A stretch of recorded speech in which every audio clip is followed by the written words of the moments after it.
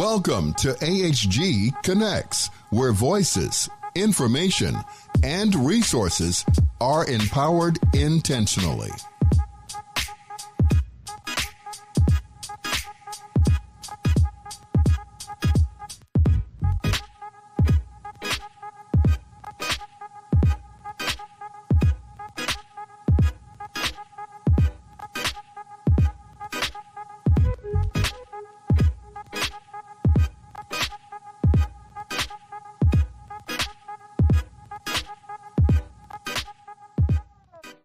Welcome to AHG Connects, where voices, information, and resources are empowered intentionally.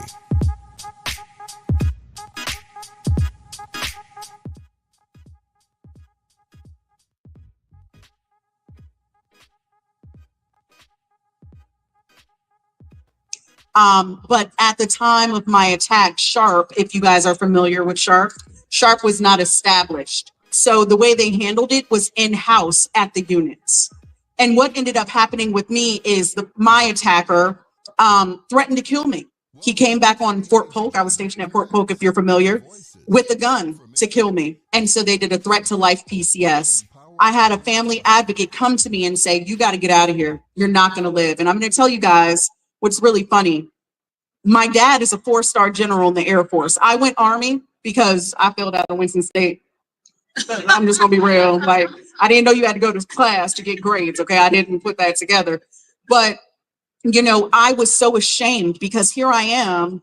I'm in the Army and I have this 4-star daddy who I'm trying to obviously make proud. And here I am, and I got myself raped.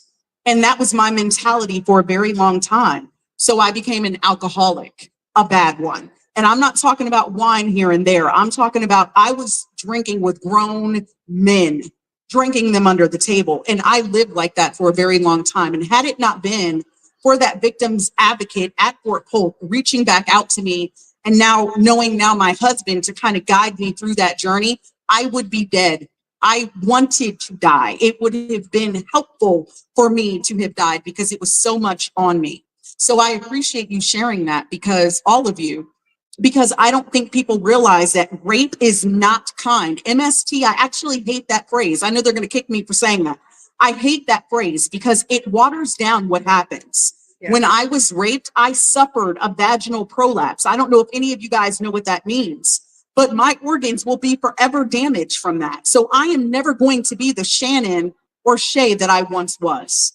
So it is now my duty and all of our duties to help advocate and stop trying to make MST this flowery thing. It's horrible. Rape is horrible. And if you know someone that has been attacked or in that situation, it is your duty to speak up on their behalf, because I did not have the power for 10 years to do so. I drunk. That's how I got through it. So thank you for saying that. Yeah. That was great, Shay. And I think that you bring a very, very important topic to the surface. It is still heavily stigmatized. Having this conversation, it's not an easy conversation. It's not a pretty conversation, but it's still heavily stigmatized. People don't want to talk about it. But having these tough conversations is where we need to start, and we need to continue. We need to build momentum behind those tough conversations. So thank you as well, because I think that it matters to be able to share something so deep and personal about yourself. And in order to have those conversations, we have to educate people on what are the right things and the wrong things to say to someone when they do come to you about an assault. The first thing that comes out of your mouth should not be, what were you wearing? Where were you at? What were you doing? Did you drink? The first question should be, are you okay? What can I do to help you? So often people will be assaulted and then they'll feel ashamed about it. How often do you hear people getting mugged and them saying, I'm so ashamed I got mugged? Or they'll tell someone, the person goes, are you okay? They don't go, well, were you walking down a dark alley with your wallet? Why did you get mugged? Why were you there at that time of day? No one ever says that. But if someone says I was assaulted, they get these line of questions that are accusing them. And it has to start there. We can't accuse people. We don't accuse people when they get mugged. Don't accuse us when we get something else stolen from us. Our pride, our dignity. Because when these things happen, no one's asking for that. And people assume that, well, you were dressing provocatively. No, that's not the case. In my instance, I came back from pre-deployment training. I was home unpacking at 3 a.m, getting ready to celebrate Veterans Day. And a senior NCO barged into my room, beat me, brutally raped me, and then left. I wasn't dressed a certain way. I wasn't drinking. He had been drinking. So, that starts with the language that people use when someone does come forward to talk about those things. Now, that being said, how do we keep these relationships going once we talk about these things to people? Because it's not just about talking to it. They have to support us, but how do we keep that relationship going? So it's not just like, oh, she told me about it, she should be fine. She just got that off her chest. What advice would y'all give? I would say it's very important that you connect yourself with an organization or a group that you know will be supportive. There's a number of great organizations out there across the US that can address these topics, address these issues. Everybody's story is very individualized, right? It's not a one size fits all. And we say that a lot about the Pink Berets. We're not a one size fits all. We're here to help everyone and anyone without any stipulations. And you'd be surprised to find that men come to us for help as well. This is not a gender specific issue. I want to emphasize that here today. Okay. It can happen to anybody. It does not matter how you identify as a person. It can happen to anybody. So when you are working with somebody or you come across somebody's story, make sure that you help that person get to the next phase of their journey, right? Because you never know where you're going to leave them. I can tell you right now, as a leader of an organization who places a strong emphasis on helping people holistically, we have lost some women. We have lost some women that could no longer deal with what it was that they were subjected to. And we don't want to lose any more women to suicide. So it's extremely important for us to come together and identify this amongst ourselves. And one thing I do want to add is, like I said before, I went on Instagram and did this video sharing my experience. Boy. I thought I was going to get a slew of women reaching out to me. I did not. I got stories of men that were in infantry units who, as a form of hazing, were brutally raped. And we're not talking about it. We're not talking about it. This is something that is we're just blowing past as if hazing of this nature is normal, and it's not. And we need to start holding people accountable, number one, and we need to stop watering down what has happened.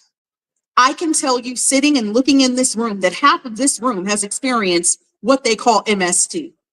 And we need to start calling it, as you guys see on these lovely pins that were made, we need to start calling it what it is. Getting catcalled is not normal.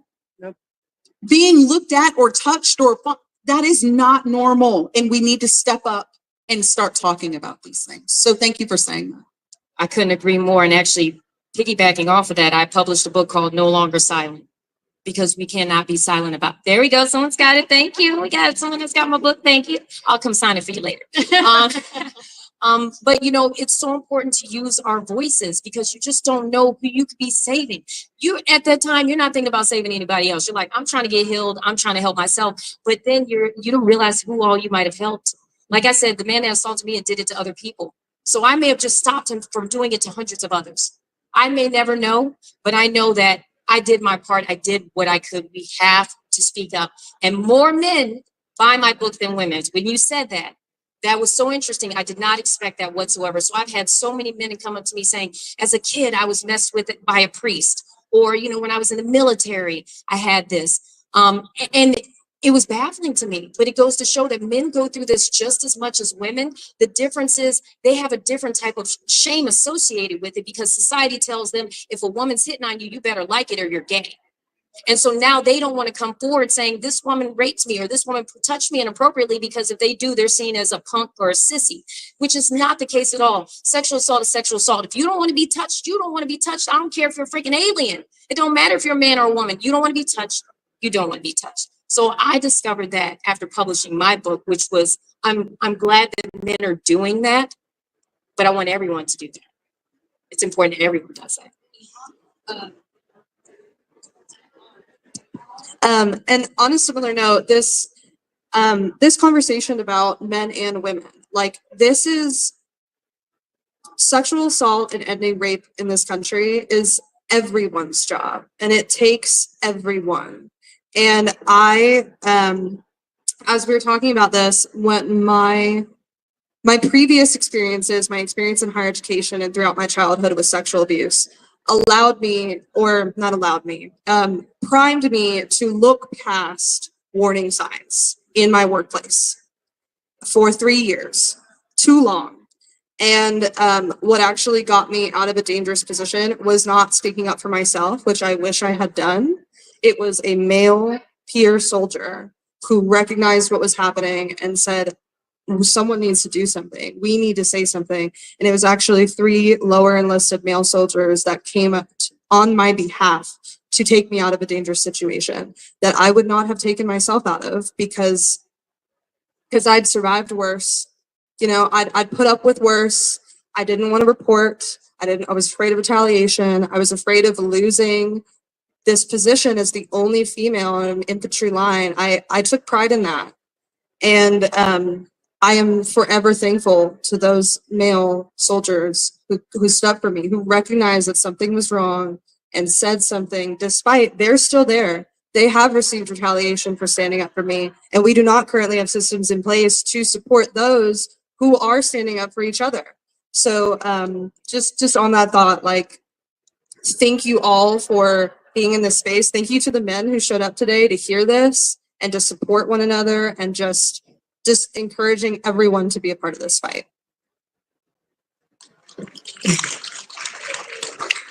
You just brought up a memory for me. I gotta share this one. So this will help a lot of people who are dependents. So as a child, I was a military dependent, and I was raped for 2 years and shot and a whole bunch of other craziness. And during that time, you know, I was a little kid. I thought this was normal. You know, I was being groomed and being told that this type of stuff was okay. And of course, I knew something was right. And so going from a stellar student who loved school, loved life, to all of a sudden going to school and cursing and having bruises all over me. And, you know, they would say, you have to go home now. And I'd start crying. I don't want to go home, because I knew when I got home, I was going to be abused by the man who lived there. Then I was getting beat up by the neighbors. And then having to come to school was my safe haven. That was the only way I could get away from this man. It took my teacher. It took my teacher realizing something's not right. She kept calling my mother. My mom wouldn't take her calls. So she just showed up at her house. And I remember being in the back room and them talking to each other and hearing my mother cry. 3 days later, I was out of that house. The man who was assaulting me said, if I ever see you, I will kill you. He told me that at 7 years old. I got removed from the home, and at 13, I got a random phone call 7 states away. My grandma gives me a phone and says, take this call. And I got on. She didn't know who it was. And it was the man who had assaulted me as a child. And he said, I'm coming for you. I know where you live. I didn't know I had PTSD back then. I started sleeping with guns under my bed. I had a pit bull I slept with in my room. This was trauma I've been dealing with for years and years and years. Part of what I talk about in my book is trying to find that teacher to thank her for stepping up. Her questioning something's not right as a child may have saved my life, because he said he would kill me if he saw me again. And then he contacted me later on saying, I'm going to keep my word. And to this day, he's still alive. And he lives 2 hours away from me. So all that being said is the kindness you show to people. If you see something as something doesn't feel right, ask questions. And it doesn't just have to be with children. It could be with teenagers. It could be with men and women. It could be with the elderly. I just spoke to an elderly man who was assaulted. Show that kindness. Ask questions. Don't say that's none of my business. That's none of my concern. Because if it happened to you or your daughter or your nephew or your father, you would be all up in it. So treat everyone like that. This is a collaboration. We have to all work together to protect each other. So I wanted to share that because that got me shaking up here. Just thinking about that as a child, having to deal with that. And then again, as an adult. So I'm a transition from that to what advice you ladies would give to someone who feels alone, who doesn't have that help, and they feel like they don't have resources. What advice would you give them to help them on their healing journey? I would give them the advice that was given to me, which is number one, you are not on anybody else's timeline. Healing is different for all of us. Our responses to trauma are different. I have a really good friend that was in the military with me, and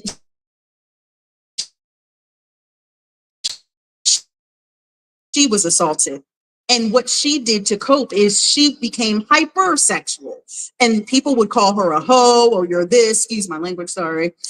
They were calling her all of these names because they did not understand that that was her trauma response. And so what happened with her is she had to go through an entire season of that to figure out why she was even responding in that way. We don't know why. I don't know why I started drinking. I just know I started drinking because I didn't have to think about it anymore. I knew that when I went to go to my parents' house, if I was under the influence, looking in my dad's eyes, it was easier for me because I didn't want to be the stain on this man who has accomplished so much just to have a daughter come back home tainted. And so I struggled with even being able to allow others to love me, right? I struggled with, thank God for this man, I promise you. I'm not just hyping him up, he's a good guy. He has worked with me. And so what I would tell everyone is your healing journey is different. Don't be on anyone else's timeline. And it's okay to share parts of your story as you feel comfortable. And also know there are 5 people up here that are willing to talk to you at any time of the night. Call us. We are here for you. We will help you. The other thing that I will say is the VA process for me, I can't speak for y'all, that traumatized me more than anything I had ever experienced. Shout out to the VA though, by the way, like no shade. Because it forced me to relive all of that stuff. And in my case, when I was getting out of the military, I was told, look, you have to sign this paper saying you were not a victim of MST, and I'll send you home honorably, or you can fight this, and I'm going to send you home with a dishonorable discharge. That in itself was a traumatic event for me. I didn't know how to heal from that. So for 10 years, I was jacked up because who do you trust at that point? So I would just tell all of you, or if you know someone, just be there for them, listen to them, allow their journey to work itself through, and know that nobody here is alone because you know you have 5 people that you can reach out to at any time. Thank you for that, Shay. And again, just incredible insight. And thank you for being here today and just sharing your story because that drives the impact that you're going to have on somebody else who may be able to relate. What I would say is not to let what's happened to you define you as an individual. Okay. It took me a long time to discover that about myself. And look where I am today. I'm sitting on a stage sharing our journey with you. And I promise we're not part of the Complaint Academy.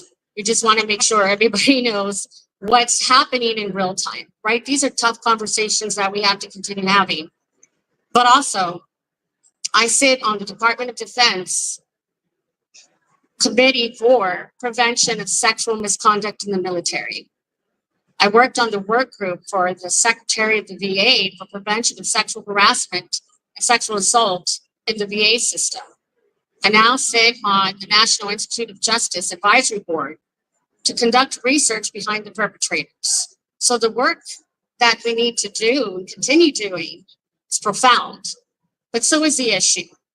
So what I want to share with you all today is, again, a very similar message: show up for each other, right?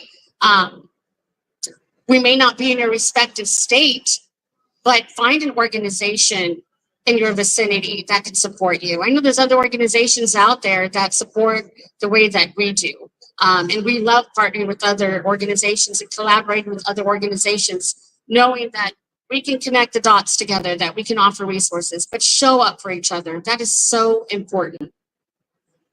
And as you guys are talking about this feeling alone and feeling kind of trapped in your own mind and your own experience in reaction to things like this, I am kind of currently experiencing my reactions. Like everything has just now come up for me in the last year or two. And my experience in the military has brought up a lot of previous trauma that I had not addressed. And in that, one of the most isolating feelings was that I had, see now it's my turn to cry. I had found identity in strength in who I was in my uniform. And that those experiences took that away. I no longer feel strong and bold and fearless when I put on that uniform. And it makes it harder for me to do my job now. And I am still working through the relationship that I have to my service because of these experiences. And that is the most isolating thing about what we are currently experiencing. And it makes it hard for me to come to spaces like this with wonderful women like this who have done years in service and have experienced much more intense and traumatic things. And it's that coming back to don't compare trauma, is that my feelings about not feeling powerful and brave and not feeling like I can put on that uniform and really believe in what I'm doing anymore, that is something that I'm sure other people have experienced. So being vulnerable with that, with the damage to your relationship with your service, don't feel isolated in that. I have felt isolated in that, and it's kept me from talking to valuable female peers, valuable service peers who may be able to help me in that, because I believe that that's a personal issue. And I guess I'm just saying this to, if you're experiencing discomfort or a loss of trust in your service, please don't feel alone in that. And please know that there are survivors who will support you in those feelings. Being vulnerable is healing. It is healing. Beautiful. You have anything to wow, ladies, you were saying some powerful things. So, you all aren't alone. Just know that. And we hear you. We see you. Okay. Now, I'm getting the cue that we're running short on time. So, we have to bring this incredible conversation to a close. However, I do want to open it up. Do we have enough time for questions? I'd like to open it up. If anyone has any questions, we'll take a few questions. Okay. I wonder, do we have an extra mic? And then also after we finish the questions, we'll definitely be able to meet with anyone that would like to talk to us afterwards as well. So Can each of the speakers mention how we can connect with them on social media or their websites? she like, I already know. Absolutely. So I guess for my social media platforms, I'm biggest on Instagram. So you can find me at MISS _ the letter T _ Garnier, like the shampoo. Also Therese Garnier on Facebook and Twitter. And then I also have a website, but I have a digital business card. So if anyone wants that afterwards, so you can have all my contact info, just come hit me up and I'll make sure to share that with you all. I am not on social media personally, but for the Pink Berets, you can find us at thepinkberets.org. You can find us on Instagram at the Pink Berets, on Facebook at the Pink Berets, and on X, formerly known as Twitter, the _ Pink Berets. Same. I am hesitant. So I'll give you out my Instagram, and if anyone wants to connect with me directly, I'd be happy to give you my email. I am of a generation that is fighting against social media because it's personally bad for my mental health. Personally mine. But my Instagram is Angelina JDT, Juliet Delta Tango. Angelina JDT. And I'm on Instagram. So you can follow me at Shay Spencer Watson. Do we have any other questions? Anyone? Oh, we got one right here. I was just wondering if you could share some of the other, you said there are a lot of other organizations that can help besides Pink Berets. We could list a few or.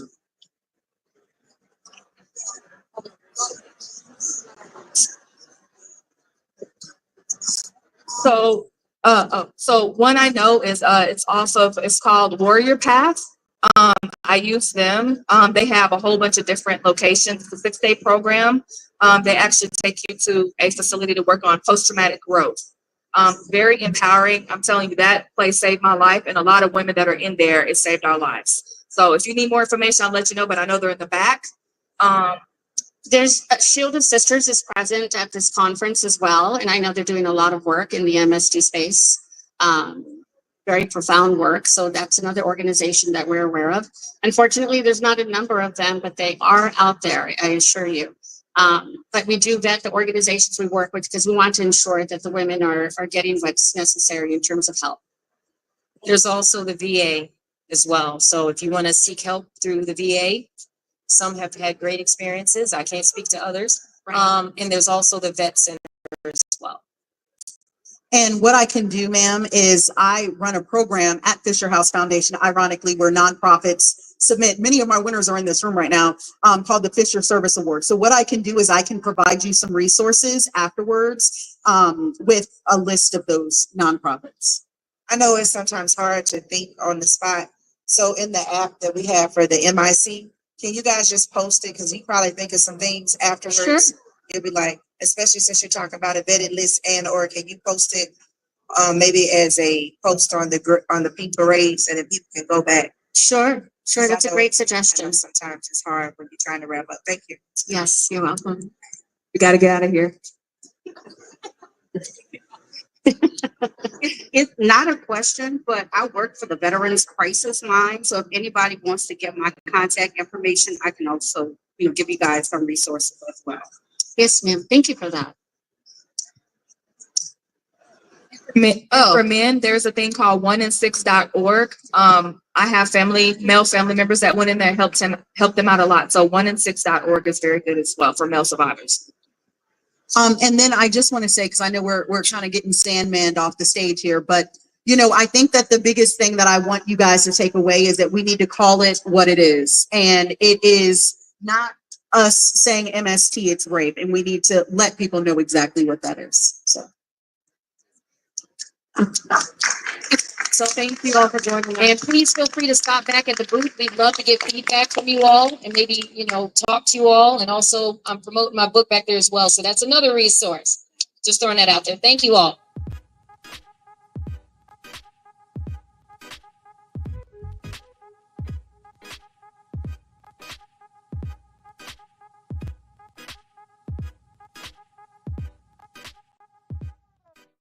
Welcome to AHG Connects, where voices, information, and resources are empowered intentionally.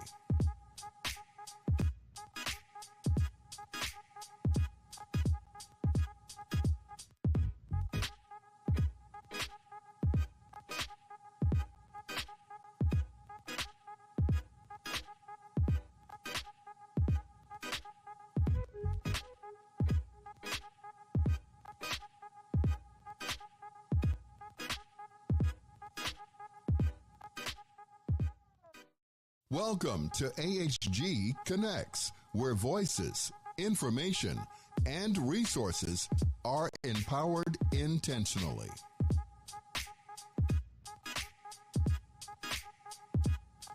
Market, advertise, and sponsor your business with Vietnam veteran Cliff Kelly and America's Heroes Group, where information and resources are intentionally disseminated via radio, print, and social media. Call our office for more details at 312-803-2618.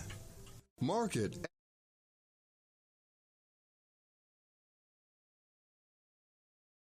I'm Ken Jennings.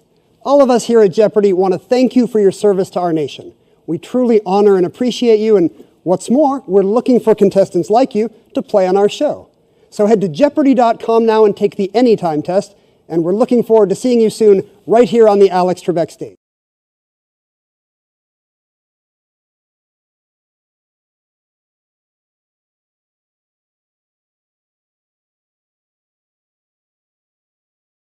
And resources are empowered intentionally.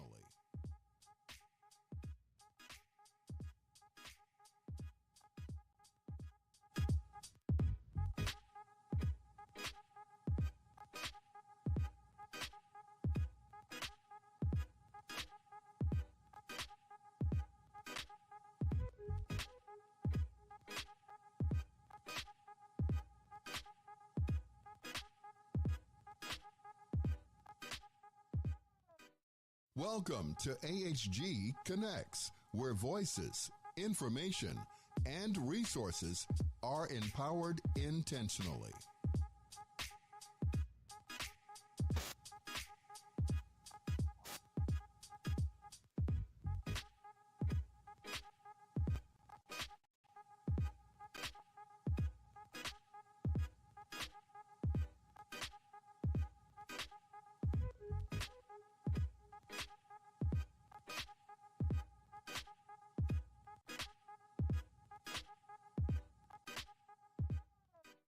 Welcome to AHG Connects, where voices, information, and resources are empowered intentionally.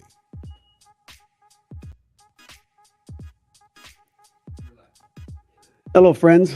Thanks for spending a little time with us again tonight. My name is Jim Chancellor. I'm with the American Veterans Collection, and we're a not-for-profit little organization that works with bettering the lives of our veterans. Do a lot of work with PTSD, immoral injuries of war, and we have a special guest tonight, Kristin Marlow, and she's been involved in the Red Cross forever, and now she's just jumped over to Habitat. And I have some questions for her about where the Red Cross fits in compared to combat, compared to natural disasters. But before we begin, I'd like to have her introduce herself. Hey, thanks for having me, Jim. Kristin Marlow. I spent 7 years as an executive director with American Red Cross, and just stepped away to focus on affordable housing initiatives, especially post-disaster. Those folks that are displaced, that's the biggest pinch point for folks in recovery, and particularly veteran housing. They are one of those vulnerable populations. So to be able to focus on that, I came back to my roots of Habitat. I've been with Habitat for about 18 years. I currently serve as the board president, but just have this opportunity to try and help navigate and start some conversations around some of the needs there. So I think my Red Cross background and what I saw in deployments will certainly help me navigate that uncertain path. But thanks for having me. Sure. The main question, most people know that I was a door gunner in Vietnam and saw combat almost on a daily basis. And they know that I do a lot of work with moral injuries and PTSD and how trauma causes that. Can you tell me a little bit about how the Red Cross really got started and what their role was in war compared to what it is in like natural disasters and things around the world? Yeah, for sure. So the American Red Cross started from a visit. Most folks know that Clara Barton started the American Red Cross in the late 1800s, but it came from a visit that she made overseas from the Franco-Prussian War back in I'm going to probably butcher the year. I think about 1861. But 1859, a gentleman by the name of Henry Dunal actually was in Italy. And the Battle of Solferino lost about 40,000 individuals in that conflict. And what he saw, he was only traveling through the area, and what he saw was a lot of folks wounded and being left to die on the battlefields because nobody would walk into that area of conflict for fear of being injured, for fear of not knowing what to do. So he actually kicked off the initiative of we have to have neutral, impartial parties that are in a position to be able to serve those in battle.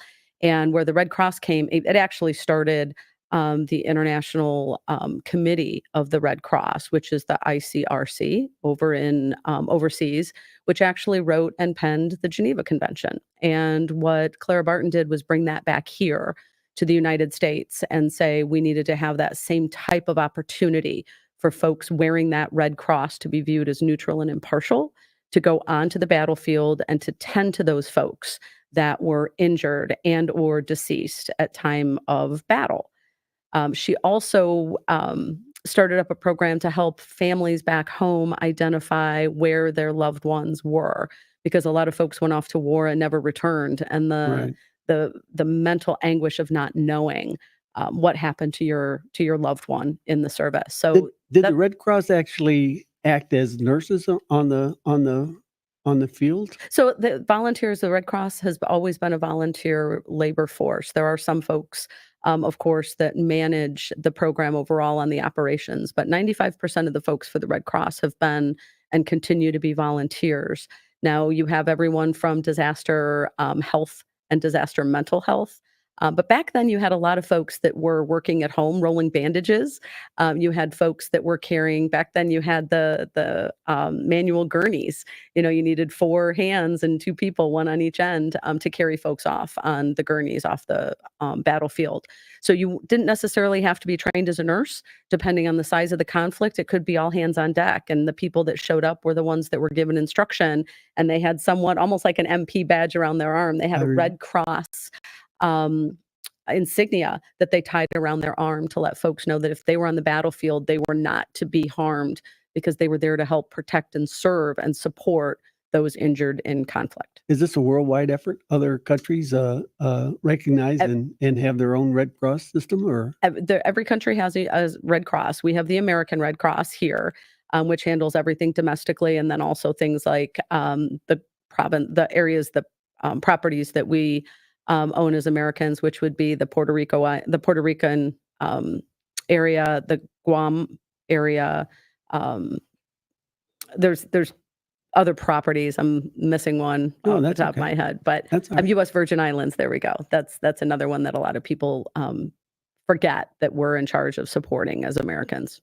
Now, when you were active with the Red Cross, you were deployed 17 times. Is that correct? Yeah, I lost count after a bit. So what the American Red Cross does is we deploy and we support every disaster.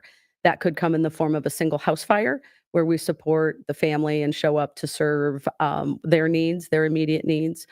Or it can be things like floods and fires and tornadoes and hurricanes and typhoons and mudslides and all of those types of things. We're in the process of all of those combined right now. We have active disasters in many areas across the country, but we're paying a lot of attention right now to Milton going through Florida and the tornadoes that's spinning up. We've still got mudslides and things over in North Carolina. So every natural disaster, the Red Cross is serving and supporting the folks that are most affected. The PTSD that I talk about all the time, my life is still, my brain is still cloudy, because I try to understand, everything that might trigger PTSD, and it's not just war related, but it's PTSD is brought on by fear base, and a lot of people didn't actually engage in combat, but they saw the after effects of combat, which affected them emotionally, mentally, and sometimes physically. Now, you might not even believe that there's a level of the same thing, but are there people from the Red Cross that suffer from PTSD because of their deployment? We see it a lot. We have a program called Disaster Mental Health, and they are volunteers that are state licensed and work in that capacity. But they not only support the folks, the clients, the survivors, the individuals that have been affected by the natural disaster or whatever the disaster was, but then they also work to support the staff and the volunteers, because it does get very taxing. When I was in Lahaina for the wildfires in Maui, I landed just a couple of days after the event happened, and there were still so many people looking for family members. And typically in a disaster situation, we may call them clients. This was a collective group of survivors, it seems like a simple word change, but it really sets the tone for the level in which this response impacts the people, not just the ones that are working the disaster, but the folks that are left behind for sure. So it's hard sometimes to support the folks that are affected the most when you're unclear of what they're facing. I haven't lost a loved one in this disaster. How do I support them best? And you go in day one with the highest of hopes, but every day you're hearing difficult stories, and every day you take the weight of what those survivors and those clients are carrying home with you, whether you want to or not. Of course, it goes home with you, and you can do great work while you're there. But I have yet to have gone home from a disaster deployment, feeling like I always go home feeling like I should do more and I should have been able to do more. And so we have folks, the Red Cross has folks that Well, really pay close attention to that. yeah, I think that's in your DNA to help. Training, or do you just throw on a red T-shirt and you're a volunteer, or there's training? And That's a great question. It depends on the work that you want to do and where you want to serve. So obviously, some of the training, we have volunteers that are disaster health responders and disaster mental health responders. They're both professionally trained. They're nurses and doctors and counselors and mental health professionals that are licensed, that give up their time at home to go serve in that capacity. So that role, we work under a incident command and a concept of operations, or a ConOps platform. So the operations on a disaster with the Red Cross is very, very similar to a military deployment. So we have a executive order, and we have incident command, and there are processes to be followed. So depending on what role you're assigned on the disaster, there certainly is training involved, because we have to make sure that we're not only working well together, but working with the best interest of the client in mind. One more question, and we'll go to Habitat, which Yeah. we're both very, very passionate about. Different responsibilities between war and disaster. I mean, what role does the Red Cross try to play the same role? It depends on, so yes, the goal of the Red Cross is to alleviate human suffering, and to be Well neutral and said. impartial to alleviate human suffering. And so one of the roles and one of the branches with the American Red Cross is the Service to the Armed Forces program. And with that, we have folks that deploy for 6 months at a time, and they are in forward-facing active military zones, and they are working nonstop to take care of and support all of the folks that are deployed in that area. So they could be in Djibouti, they could be in Romania. They're going through extensive training to deploy and serve as the Red Cross on that military base. Back here at home, we have a whole group of volunteers that walk through the entire lifespan of a veteran, from the time they enlist to end of days. There is a portion of the Red Cross that serves and supports if that veteran needs that. From entering their MEPS card to make sure that we know how to connect with these families should something happen, or they need to get that critical communication out, or get in touch with a commanding officer to get information for that individual that's deployed, to the No Veteran Dies Alone program, making sure that someone is there bedside if it's necessary and needed. So it continues through the veteran's life. The training that's received for all of those categories also is shown in every one of the shelters that is open, every one of the deployments, and all of the work on the ground, because we don't know the client that we're talking to and the survivor that we're talking to may be a military veteran. They may have somebody deployed now and they're struggling with that on top of everything else. We don't know their level of trauma, where it came from, if it came from service in the military, or if it came from a childhood issue. So the training is very accommodating to the needs of the client, regardless of whether it's military or non-military. A lot of the approach is the same. My only experience with the Red Cross was in Vietnam in 1970. I got shot down in the helicopter on April 21st, and thank God everybody survived. But I didn't write home for 4 or 5 days, and there was an article in our local paper that said I was shot down. And when my mother hadn't heard from me, she called the Red Cross, and the next thing I knew, I was in the office and he was telling me that you better communicate with your family. You better call your mother. Yeah, you call your mom. But that's my only, thank God, that's my only experience. Now, Habitat for Humanity. I mean, when you said you came home, that's exactly what you came home here to try to solve a problem. It's one at a time. And I talked with Wendy this morning a little bit about, and it's not just new houses, but you're trying to implement maybe a rehab program, or you have all types of opportunities at different stages and levels, don't you? We do. And so again, one of the reasons to step back and come home to Habitat, I've been involved with Habitat for About 18 years now. And so there's an opportunity there, but it also happens to be it was the biggest level of frustration. Every deployment I was on for the Red Cross, there was a challenge to return folks to their what we would consider their pre-disaster environment. So how do we move these folks from displacement back to a recovery position? And sometimes you have unhoused or chronically unhoused individuals, and moving them along that continuum of housing may mean that we just need to replace the items to make sure they're comfortable where they are going to continue to be unhoused. Some folks don't want to recover in a manner, or they can't at the particular time recover in a manner that would allow them to go into more stable housing. Regardless of what that individual's situation is, we have an affordable housing inventory crisis in this country right now. And the disasters that we are seeing with Helene just 10 days ago and Milton coming through right now, that really greatly reduces the number of affordable housing units.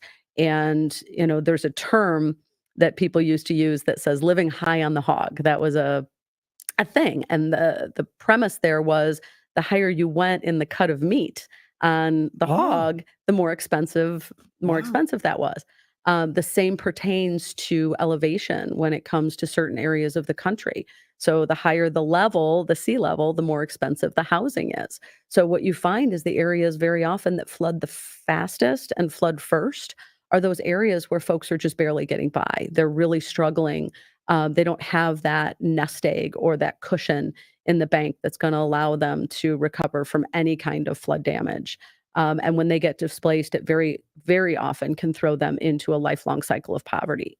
So the need to have affordable housing inventory post-disaster for recovery for folks that are in the middle of what a lot of folks, hundreds of thousands of people right now are potentially facing being displaced by these tornadoes and these hurricanes.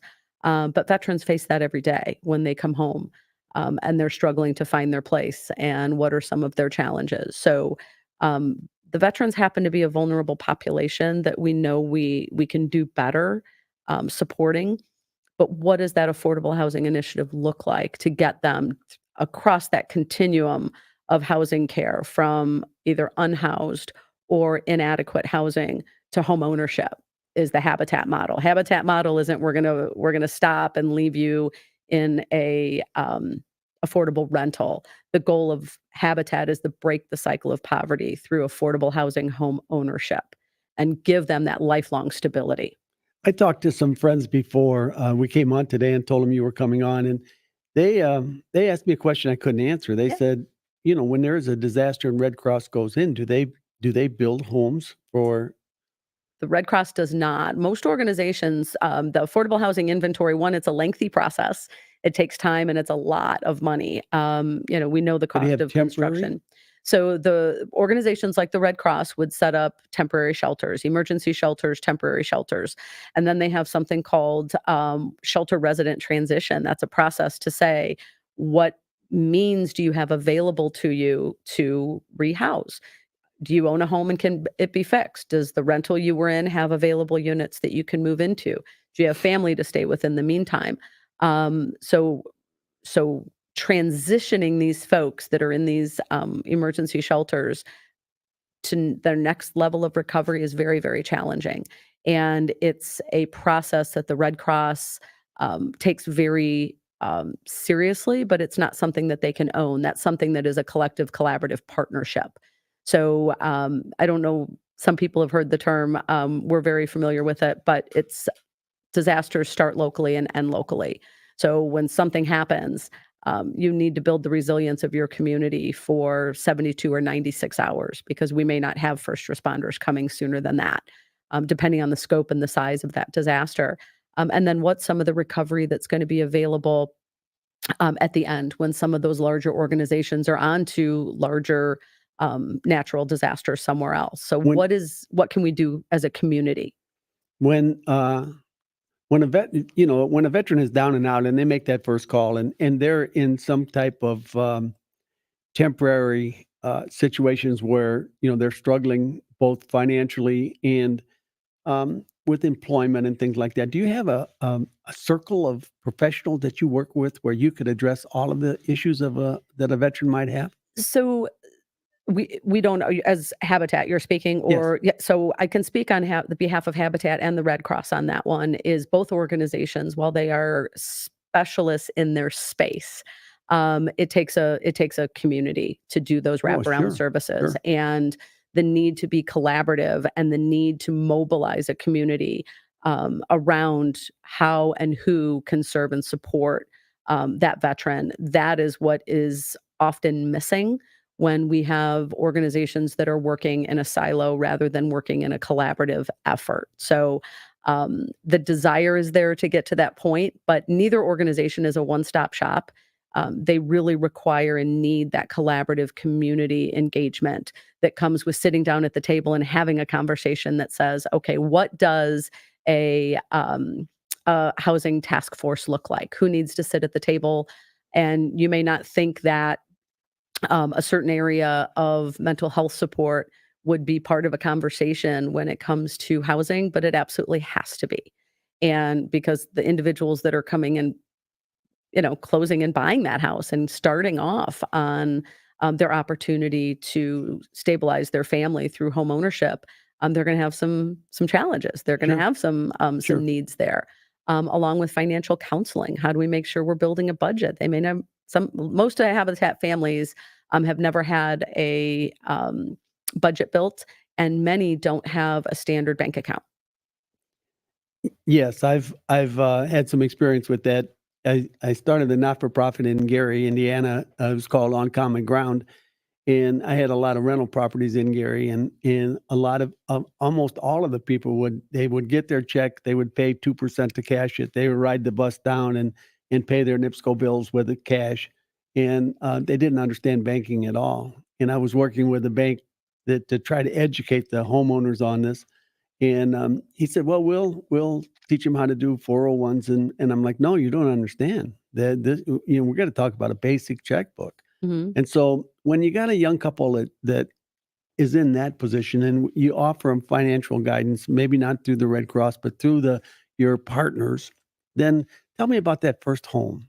Tell me, they have to work in it? Yeah. So through Habitat, we actually, one of the requirements is they do go through the financial peace course that talks about building a budget and reducing their debt and getting them more fiscally stable, as well as, that next level. Wouldn't it be great when we get to that next level of what does the investments look like? How do we save for, a car breakdown or things like that, so it doesn't throw us into turmoil.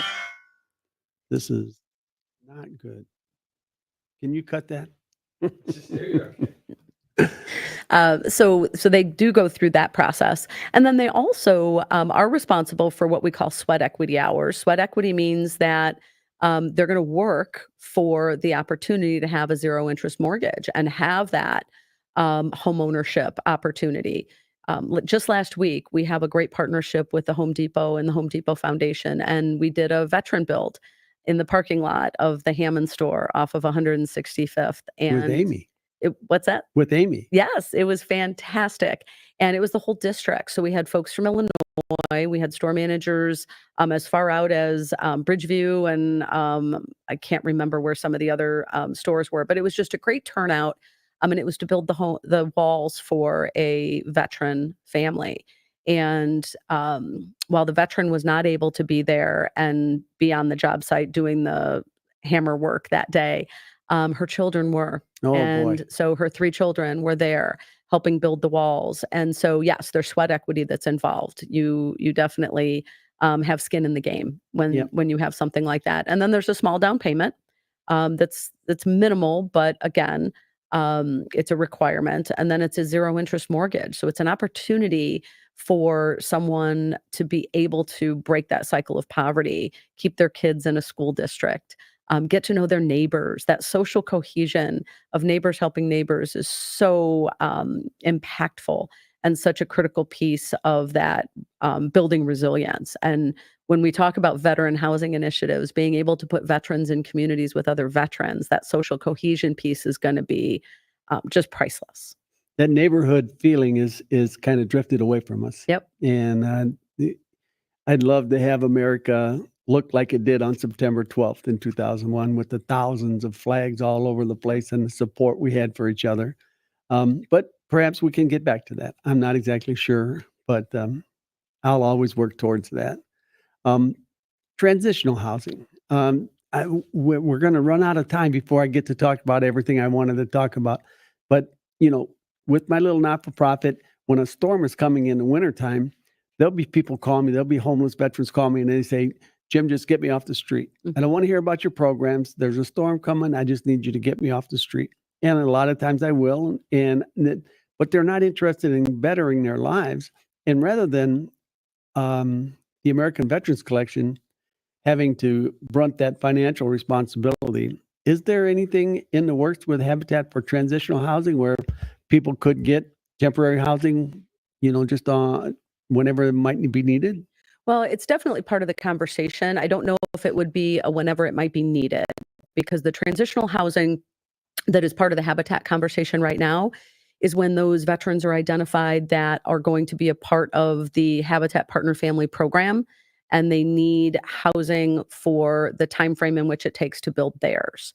But I will say that's one of the reasons why these housing task force conversations need to take place, because collectively, all of the folks and all the voices at the table, solutions can be found.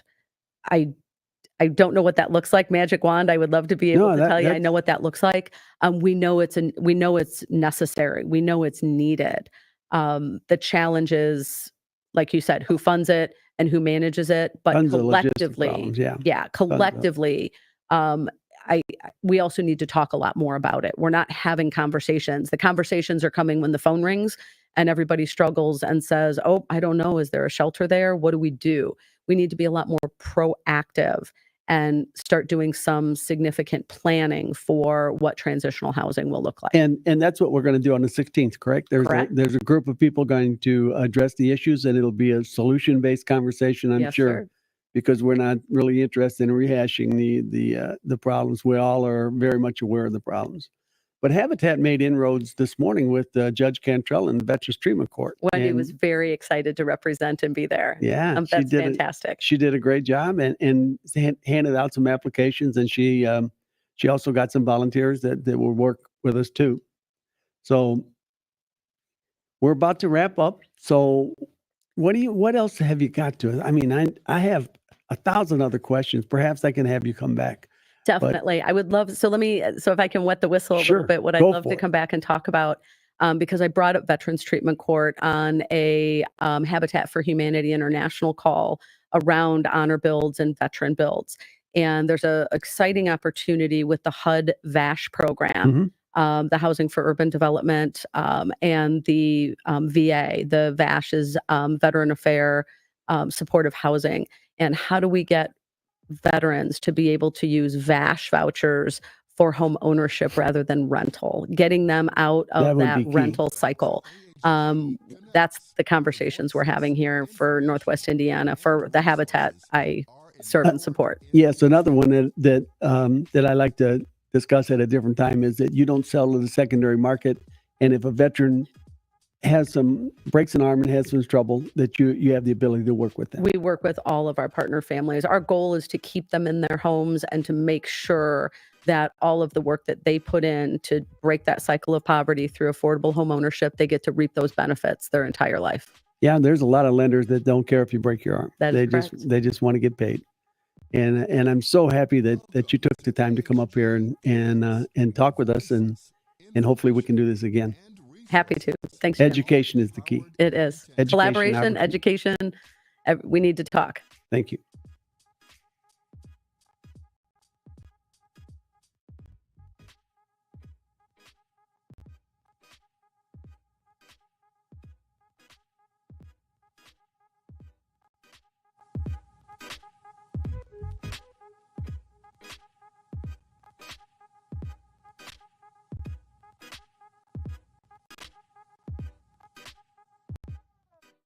Welcome to AHG Connects, where voices, information, and resources are empowered intentionally.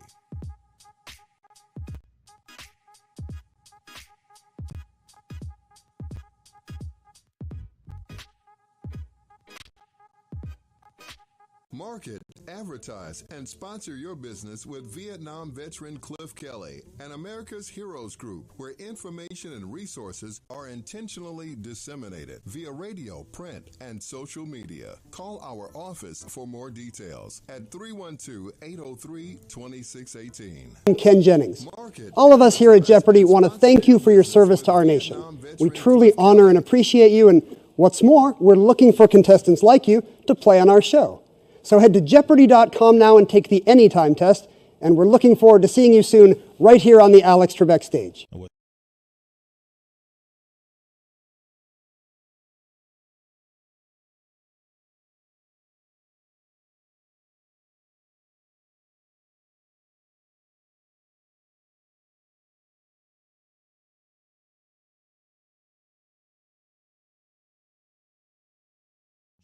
Connects, where voices, information, and resources are empowered intentionally.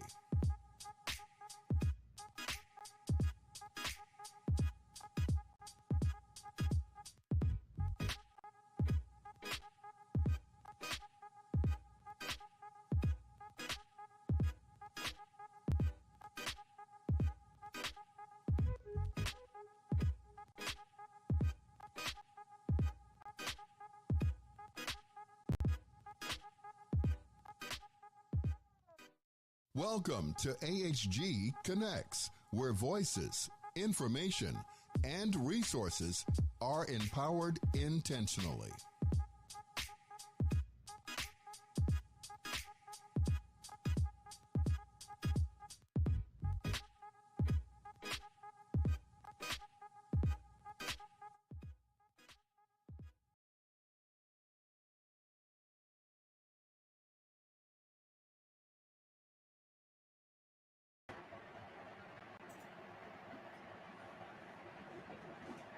Good evening, everyone. My name is David Milanic. Today is October 9th, 2024, and for some of you, you may or may not know that means that we are actually just under a week away from personal tax deadline if you filed an extension. If you are someone who still has not filed their personal tax return, please give us a call. Our number is 708-914-8220. We can help you out.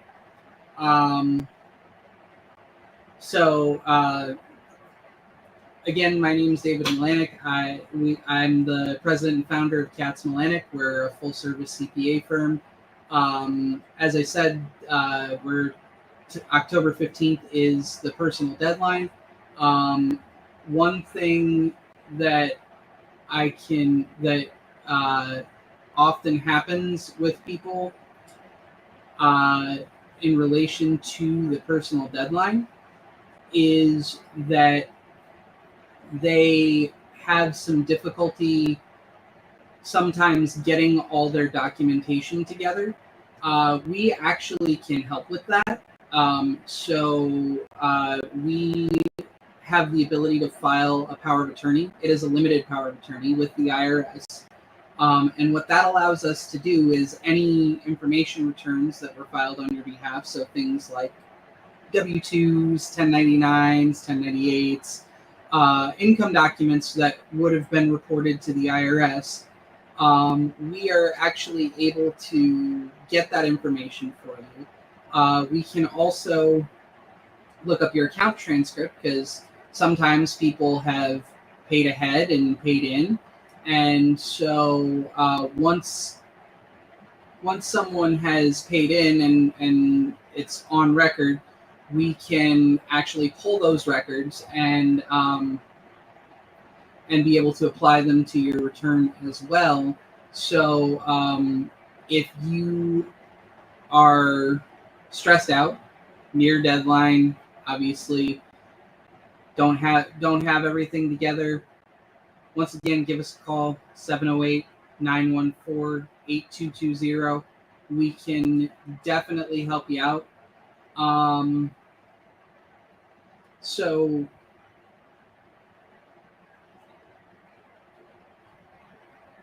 I feel like it's best to just kind of talk about some examples of different people that we can help. So, so like an individual who is in a gig job, so like your Uber, your Lyft, your Instacart, all of those things.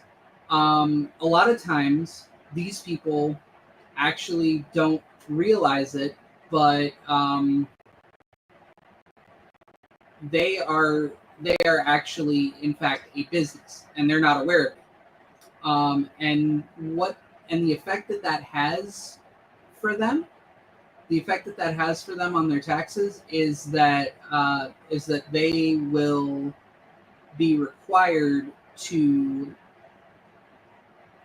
pay not only income tax on the money they earn on the business income that they're earning, but then they will also be required on top of that to pay an additional self-employment tax, which is an additional 15.3% on top of the income tax for whatever you pay.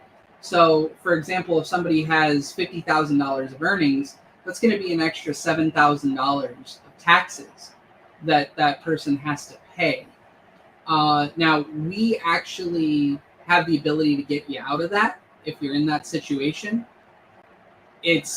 Unfortunately, we can't do it retroactively, but what we do is we set you up as an incorporation, and then we file an election for you to be taxed as a small business corporation.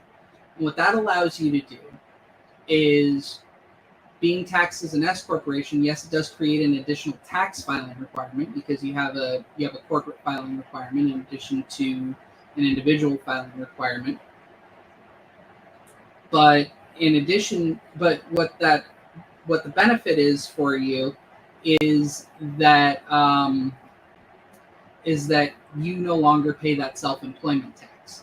So someone who has $50,000 of earnings and files on a Schedule C, they're going to pay about $5,000 of income tax, about $7,000 of self-employment tax.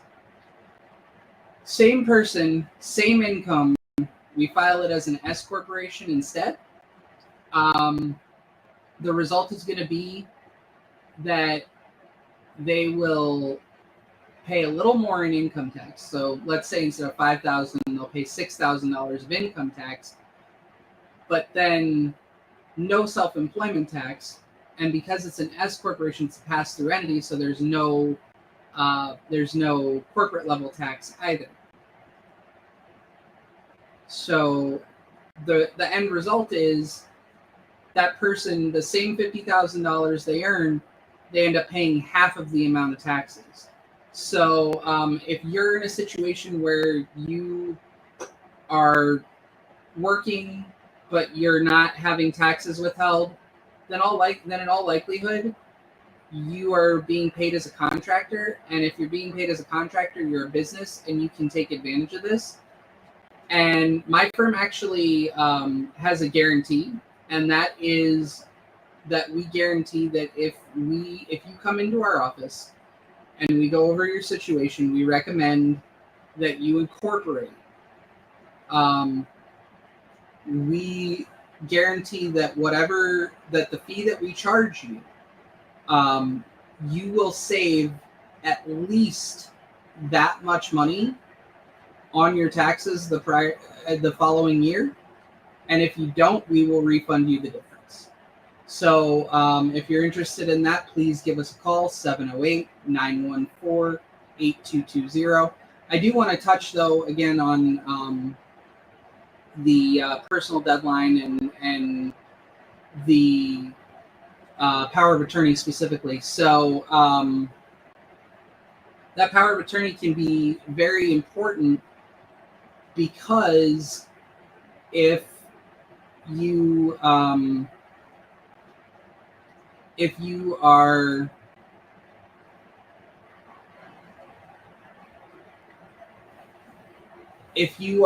on, let me restart. I apologize. The power of attorney can be very important because if you have documents that you are unaware of, oftentimes that can lead to a CP 2000 notice. Now that a CP 2000 notice is a notice from the IRS that says that you owe. Typically, it's going to say that you owe more because you didn't report income that the IRS has. So I've had examples of this where somebody sold a house and didn't know that they had tax reporting documentation that was related to the sale of the house. I've had situations where people had self-employment income. They weren't aware that the self-employment income was reported. I've had situations where people have had 1099-C, which is cancellation of debt income. They weren't aware that the income was reported. In various cases, like the 1099-C example, the individual I'm thinking of right now, had $110,000 of cancellation of debt income.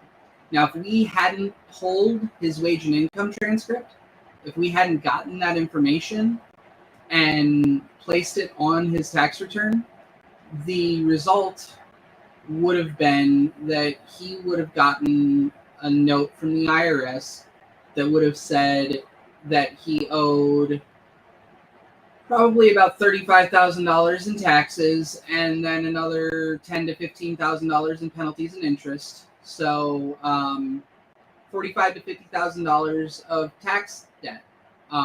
But fortunately, we were able to catch it. So because we caught that, we were able to report that cancellation of debt income and use a provision of the tax code, Section 108 of the tax code, to eliminate that cancellation of debt income so that it did not affect the taxpayer, and the net result was that rather than paying $40,000 or $50,000, that taxpayer ended up with a refund.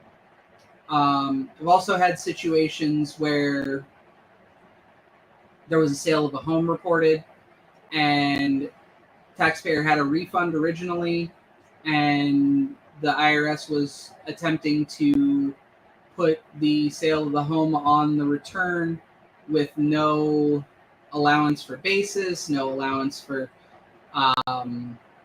capital gain exclusion, which basis in a property is the amount you paid for it. When you sell a property, you don't pay taxes on the whole amount of the property that you sell. You pay taxes on the amount over and above what you paid for the property. And that difference is called the capital gain. It's basically if you paid $250,000 for a property and then you sold that property for $300,000, you would have a capital gain of $50,000 because the sale price of $300,000 less the basis of $250,000 gives you a capital gain of $50,000. So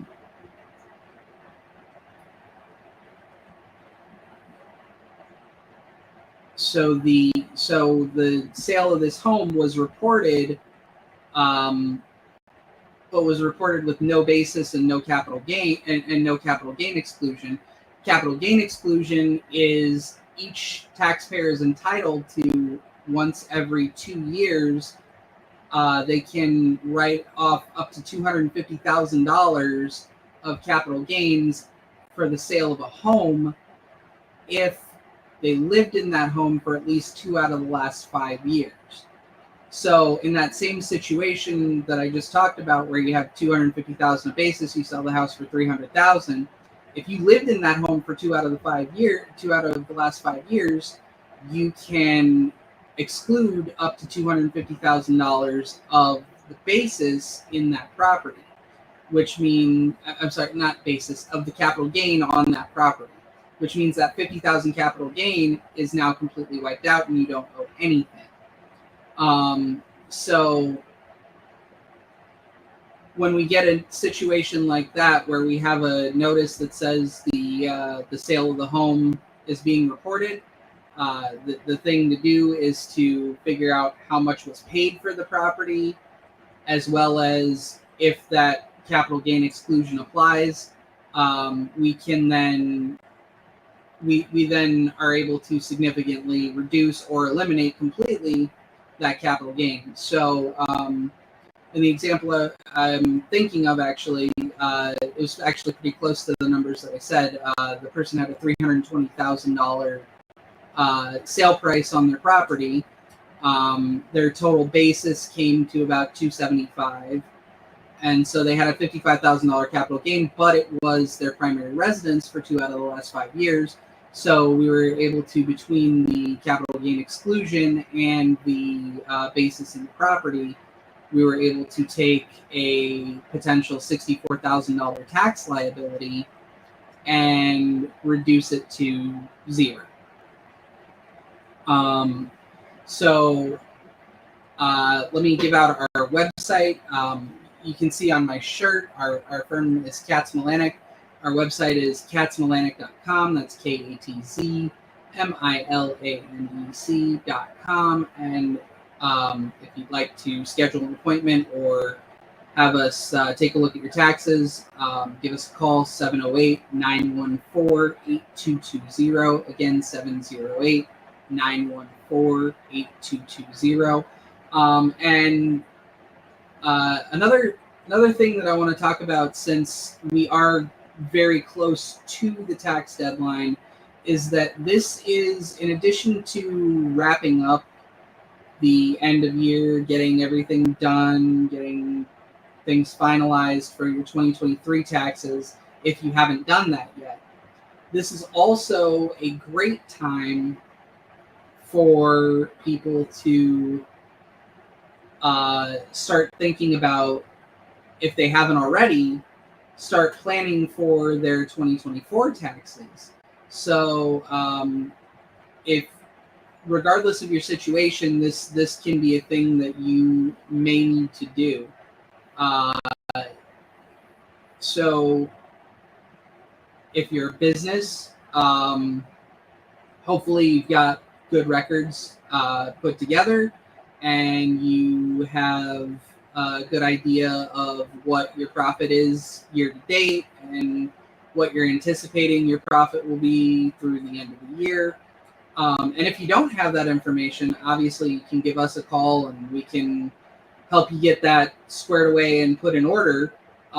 So once again, 708-914-8220 if you need us for that. But if you do have that information, now's the time you want to sit down and figure out, okay, let's say I have $100,000 of profit. How do I want to deal with that?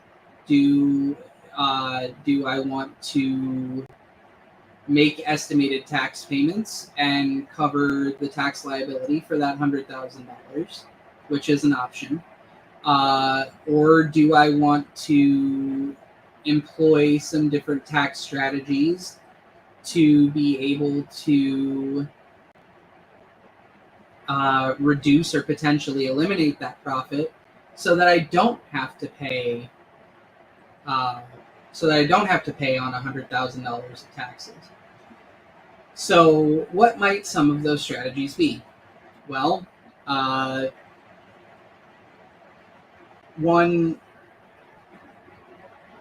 for small businesses especially, one major strategy would be to purchase assets. So if you're a construction company and you need construction equipment, now's the time to consider buying it. if you're any type of company really, and you need a company vehicle, now's the time to consider buying it. And if you buy the right type of vehicle, and that would be a vehicle whose gross vehicle weight rating is over 6,000 pounds. And if it is a truck, a pickup truck specifically, that pickup truck needs to have a 6-foot or greater bed. And believe me, the IRS will come out and measure with a tape measure if you try to tell them that it is and they believe that it isn't. I've actually had people lose their depreciation deduction that way. But if it meets the criteria, if you buy a vehicle that meets those criteria, then you can fully expense the cost of the vehicle in the year that you purchase it, regardless of if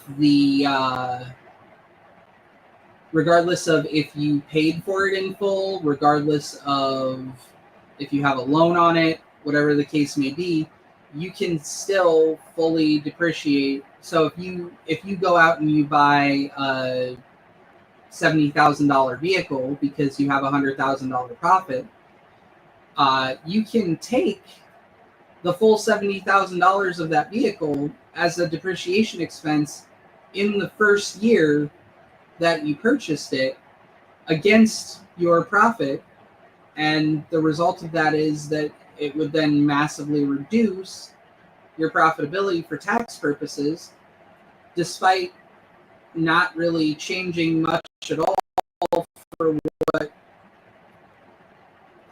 you've done monetarily. Also, if you do take out a loan, let's say you put a $10,000 down payment on a $70,000 vehicle and then finance the remaining $60,000, and you have a loan on that vehicle, any interest that you pay on that loan till the end of the year, also tax deductible, also can be taken against your profit as a deduction, and therefore reduce your tax liability and generate tax savings for you.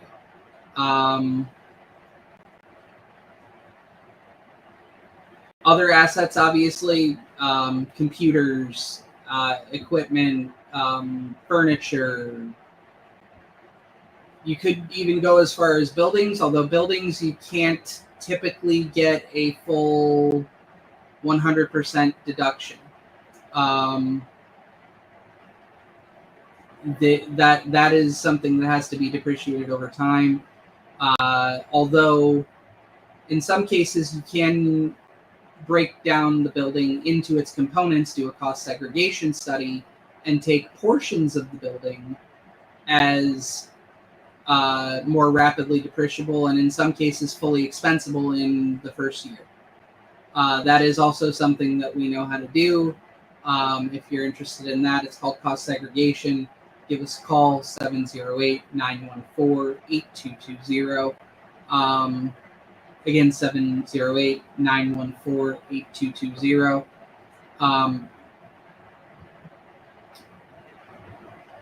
And so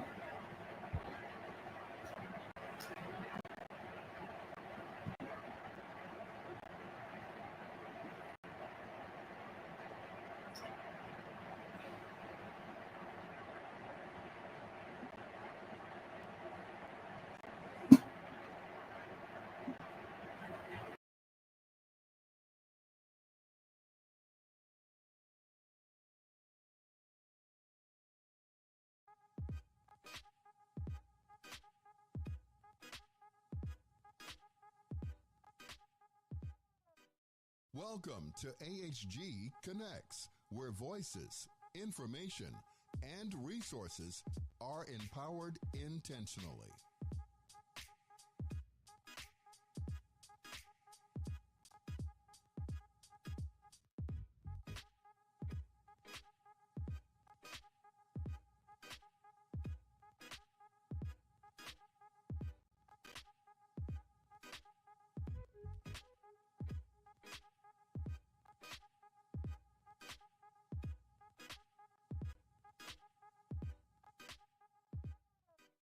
Welcome to AHG Connects, where voices, information, and resources are empowered intentionally.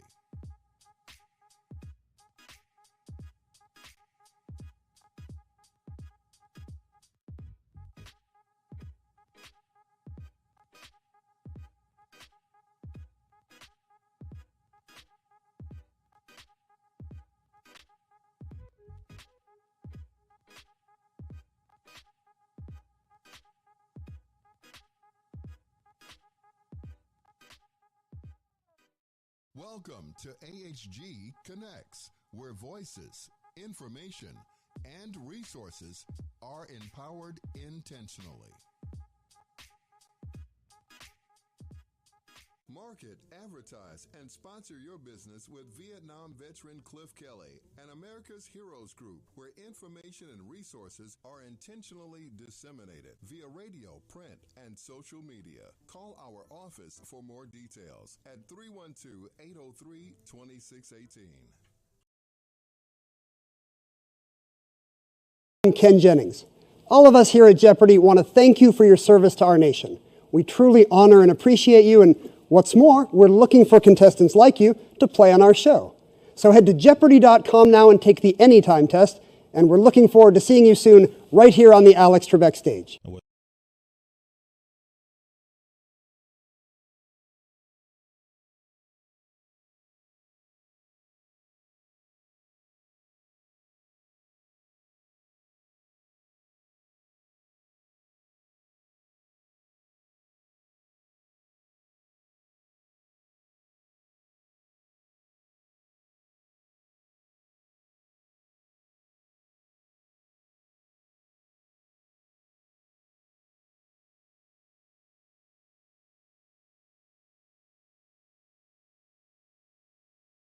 Next, where voices, information, and resources are empowered intentionally.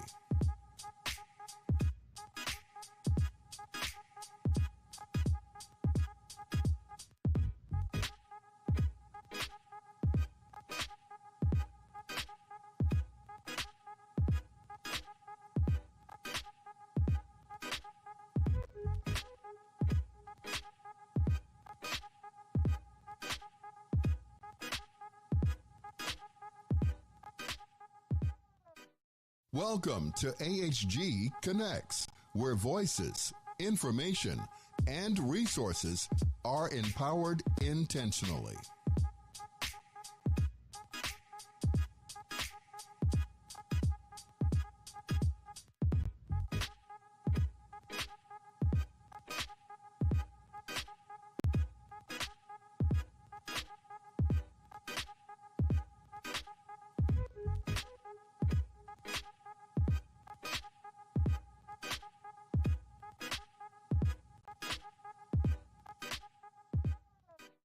Welcome to AHG Connects, where voices, information, and resources are empowered intentionally.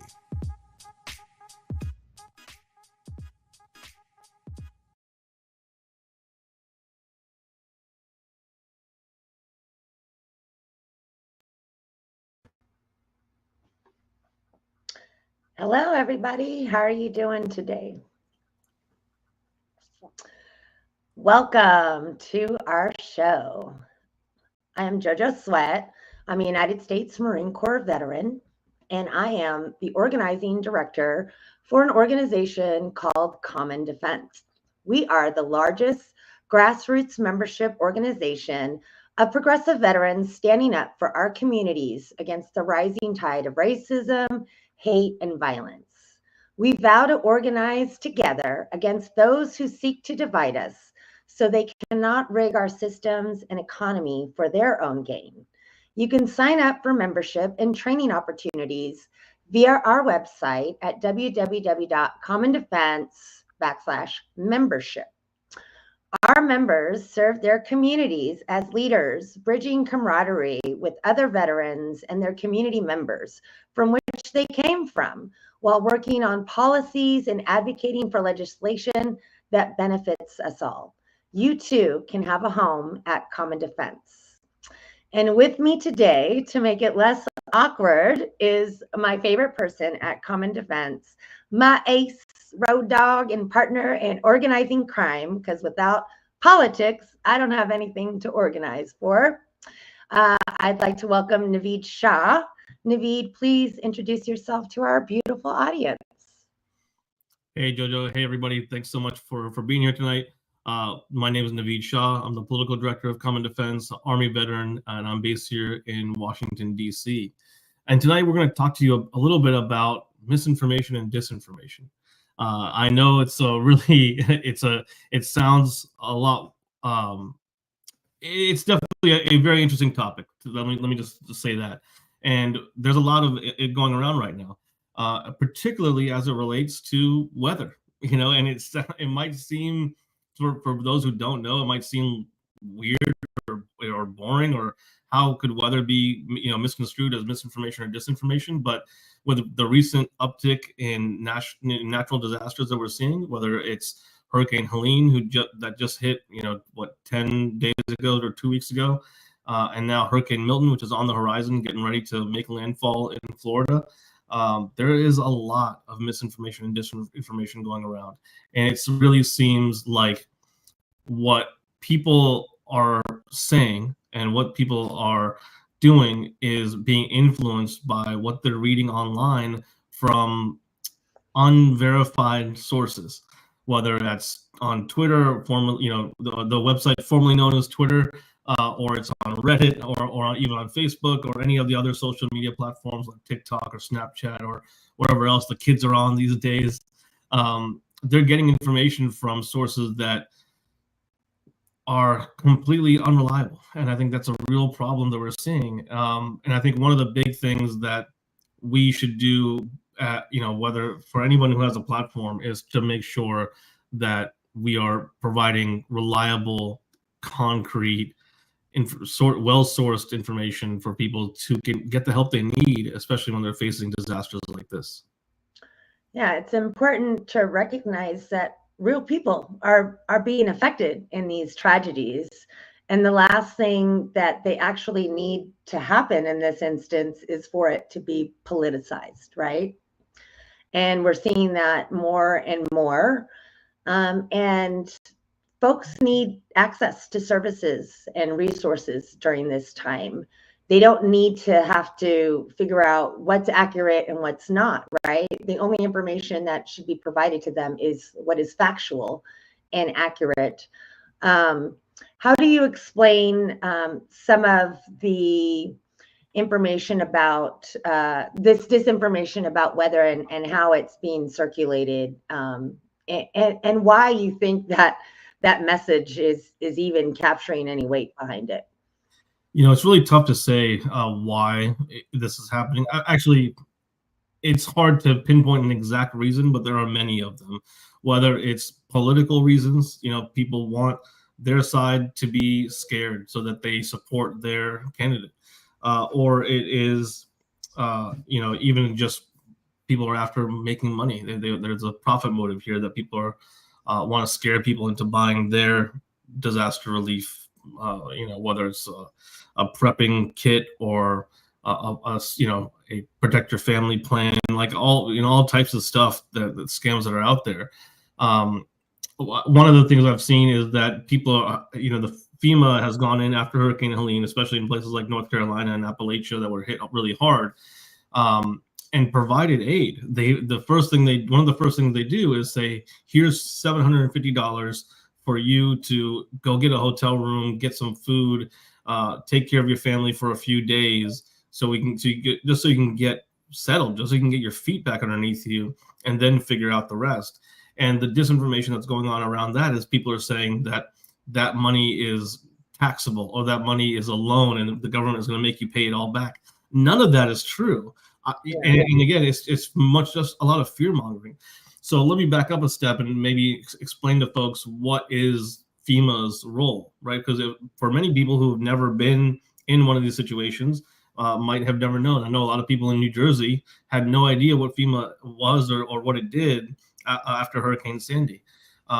for example. So it might be the same for people who are facing it now, especially those who are in the mountains of North Carolina and weren't expecting a hurricane to ever affect them. So the Federal Emergency Management Agency is a federal agency within the Homeland Security Department, and its goal is to provide and coordinate disaster relief. It provides disaster preparedness in the first place to help communities prepare for and mitigate the impacts of disasters, including hurricanes, earthquakes, floods, wildfires, right? This includes, providing emergency plans for communities, conducting drills with local first responders, and providing training and education to first responders on the ground who are going to be responding to those things. And also, in the event of a disaster, it does coordinate the response to that disaster. So this can include providing food, water, shelter, and all the essential supplies. It also works with state and local governments to provide effective disaster relief, and make sure that all the different agencies are coordinating with each other. Another thing that we're seeing in North Carolina is there are so many private citizens, apparently, who have helicopters. I had no idea there were so many helicopters out there. Maybe I should get one. It's a good thing that they're trying to help, but what's sometimes happening is the National Guard or the Coast Guard or the local police have a helicopter in flight, and a local civilian aircraft, which is not coordinated with anybody, is flying into their airspace, and they're being told to turn back. And so people are taking that to say, my friend who was flying his chopper and had supplies was turned away, and they're not letting the relief get through. They would love to let relief go through, but they need to coordinate all this with multiple agencies. There was a map that I wish I had right now that showed the number of different flight paths that were going on over North Carolina. There's just so many people all at once. The last thing you need in a tragedy is adding more chaos to the equation. And that just goes to show you, there's real reasoning behind things that are happening if people just stop to pay attention instead of listening to the rhetoric.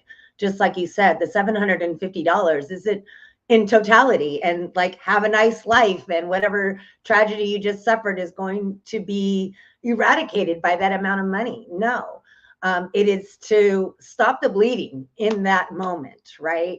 And we know that well as veterans, because there's been lots of times that we've been on the chopping block at the end of budgets. I can remember when the GI Bill was transferring from the Montgomery GI Bill to post 9/11 payments, and nobody got paid because it just bogged down the system. And what they had to do was give us all paper checks in person that filled the gap in that immediacy, but it wasn't even taken away from us later on. And so sometimes you just need something right then and there while we get through the bureaucracy. And we know as military members, logistics matters in any occasion. And if your logistics aren't tight, then everything falls apart. And so I'm really thankful that those are really important points that you brought up, because people aren't listening to the whole picture.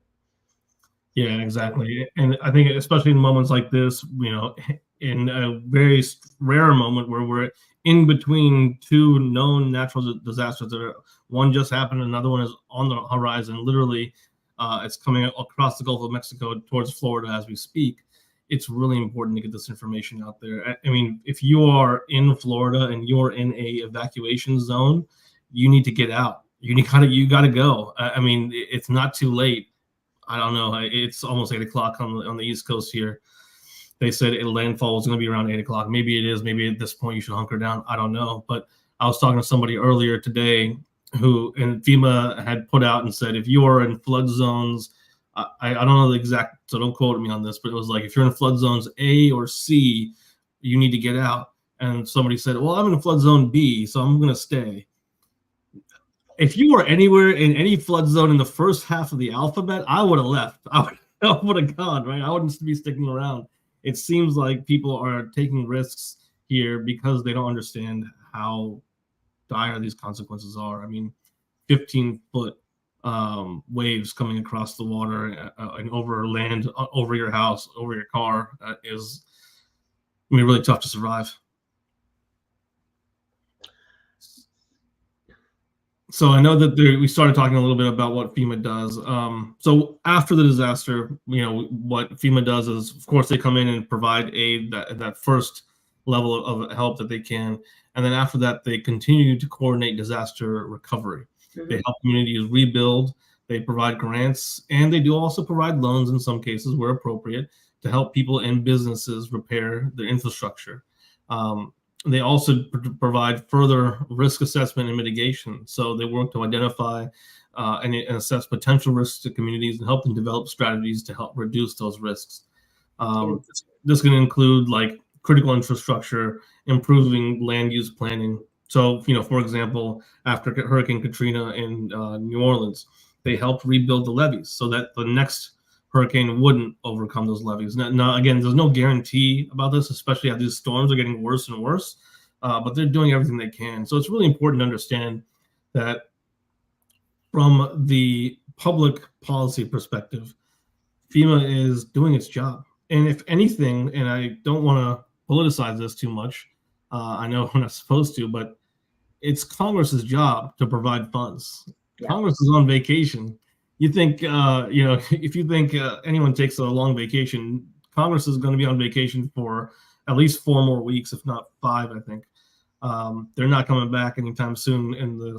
So it's really up to them to make sure that FEMA is fully funded and that the money that the people need to rebuild after all this is there for them when they need it. Yeah, and that goes right into kind of the segue into voting, right? False information about FEMA, why it's important to vote, because who is responsible for funding that organization? Who is responsible for making sure that it has what it needs to be able to operate when these things happen? It's also important that we elect people who are willing to think about the future, right? And what has been happening to our climate and how that has been affecting the way that we live and how we need to think about the way we live for the future in order to survive.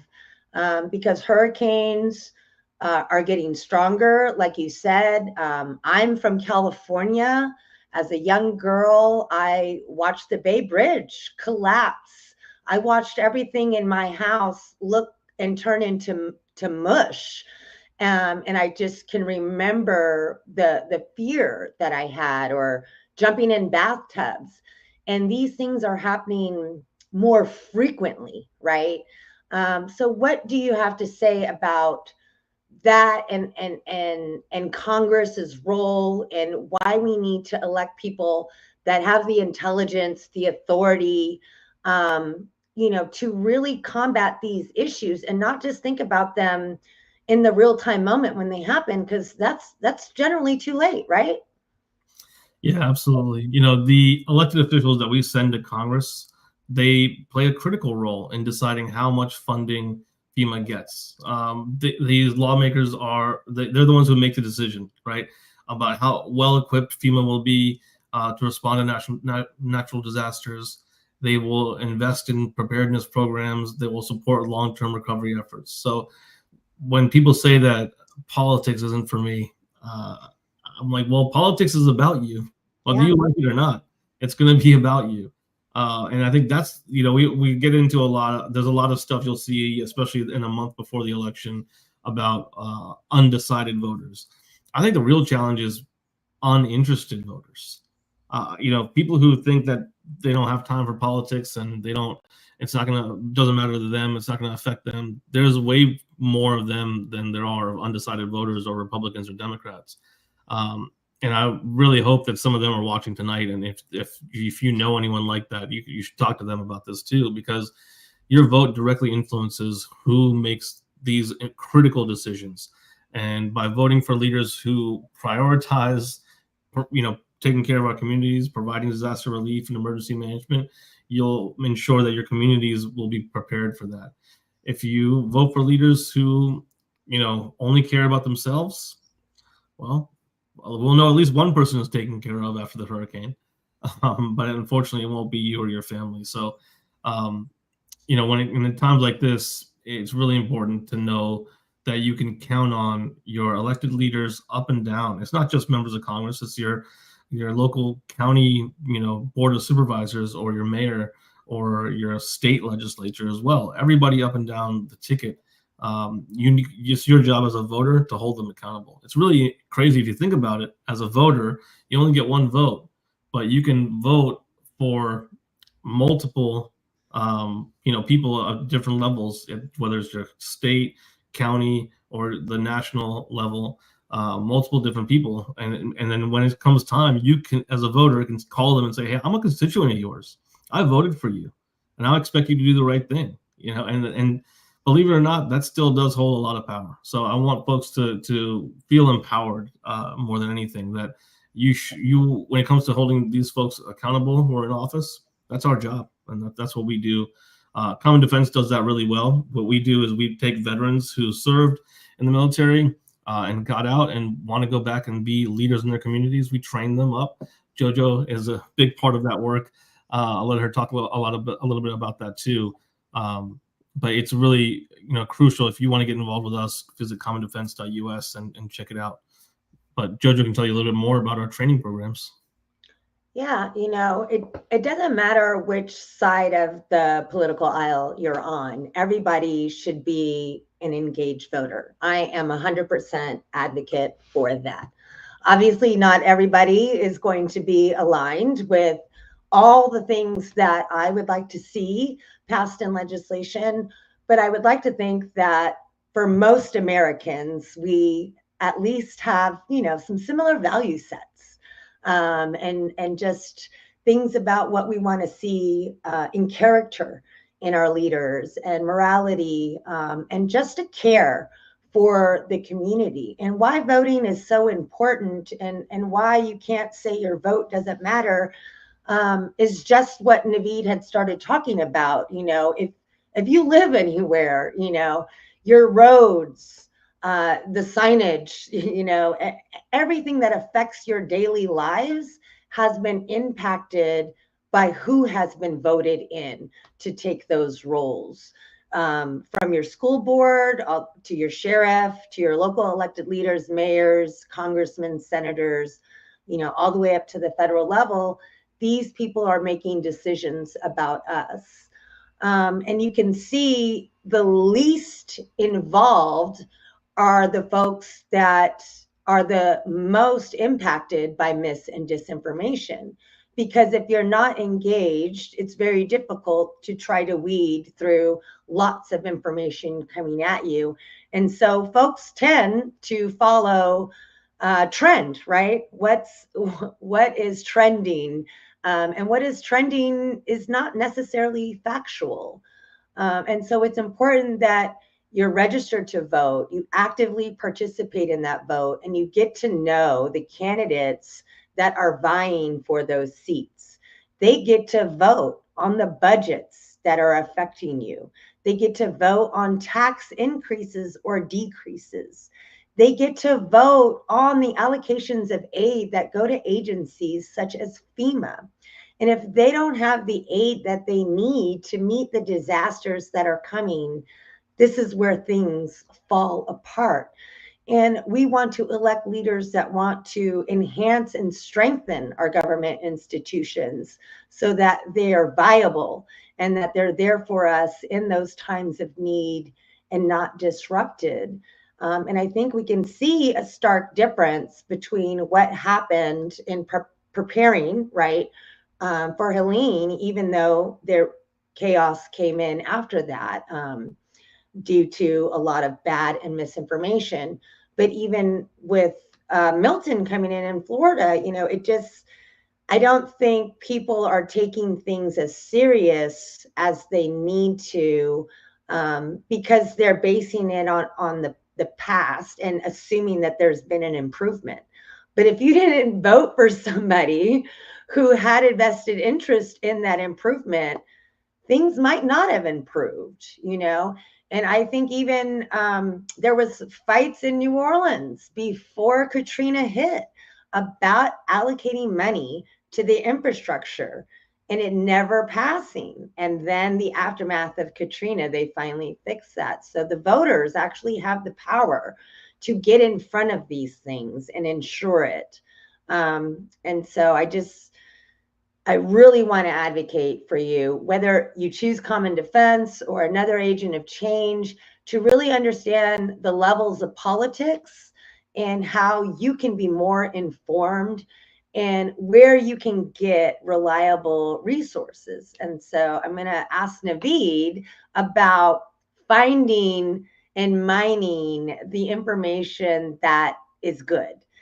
So help us understand how to stay away from bad information and what that kind of looks like and what good information looks like and the sources that they come from.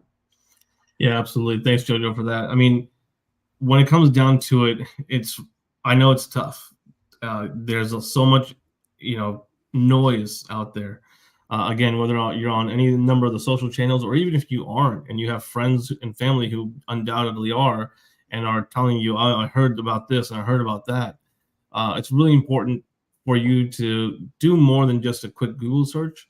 Check your local news station's website, right, about stuff. There might be good information on there, whether it's your local NBC, CBS, even your local Fox News affiliate. The local news is really reliable. A lot of times they'll have information that's really good for the community. From there, check, major news outlets. I know a lot of them can get really political, but usually if you check their news section, they will give you unbiased, unvarnished information. So again, if you look around at, whether it's CNN or MSNBC or even, just NBC News, like the regular news channels are really good. And I think some of the most unbiased and straightforward news outlets like AP or Reuters will put out their information now directly to the public. It used to be they would only give it to other news outlets, but they'll now put it out directly to the public. And then also, if you still have your local newspaper, those can be really good too. Look for reliable sources like that. And then again, look for reliable people as well. There are many different people who will put out claims with absolutely nothing to back it up. Nothing, just to, send it, have a thought, send a tweet, and move on. That's it. That's not good information. The best sources of information, even online in those communities, are, again, usually journalists or reporters or just influencers who can say, I heard about this from X, Y, and Z. It might still not be true. It might still not be accurate, but at the very least, they're giving you the opportunity to go look at that source where they got this information from and come back and make your decision on whether you think it's true or accurate or not. So look for people who source their information, who tell you, I heard about this thing from this source or this person. And even then, if a story seems too far-fetched to be true, it probably is. If you hear from somebody who says that, I don't know how to say that anything without getting too political, but like that space lasers are controlling the weather. Not true. It's not happening. Nobody's controlling the weather. If we could control the weather, it would be better. Yeah, it'd be better. I wouldn't have had to live through 110 days of over 100 degrees in Arizona, hopefully. Right, exactly. So none of that is true. I think it's really important as you're looking through your Facebook feed or any of your Twitter timelines. Don't stay stuck on them for too long. I think that's one of the biggest takeaways from this. If you are on it for multiple, hours per day, log off, because as you go deeper down the rabbit hole, it just gets worse and worse. Absolutely. Yeah. And I like to really focus in on my sources, like how close are they to what is happening, right? And something that we teach at Common Defense, right, is if you're going to speak about something, the power is behind the I statement, my personal experience. So it's like, I remember the myth and disinformation of COVID. It was always like, my friend has a friend who has a friend who's a nurse. What? I don't want to hear from that. I want to hear from the nurse. Go bring me the nurse and put the nurse in front of me. And so it's important to understand like who those sources are that you're hearing from. There's a lot of people on my Facebook who live on the West Coast by nature of me being a West Coast person. And so we don't deal with the same kind of environmental tragedies that y'all deal with in the East or the Southeast.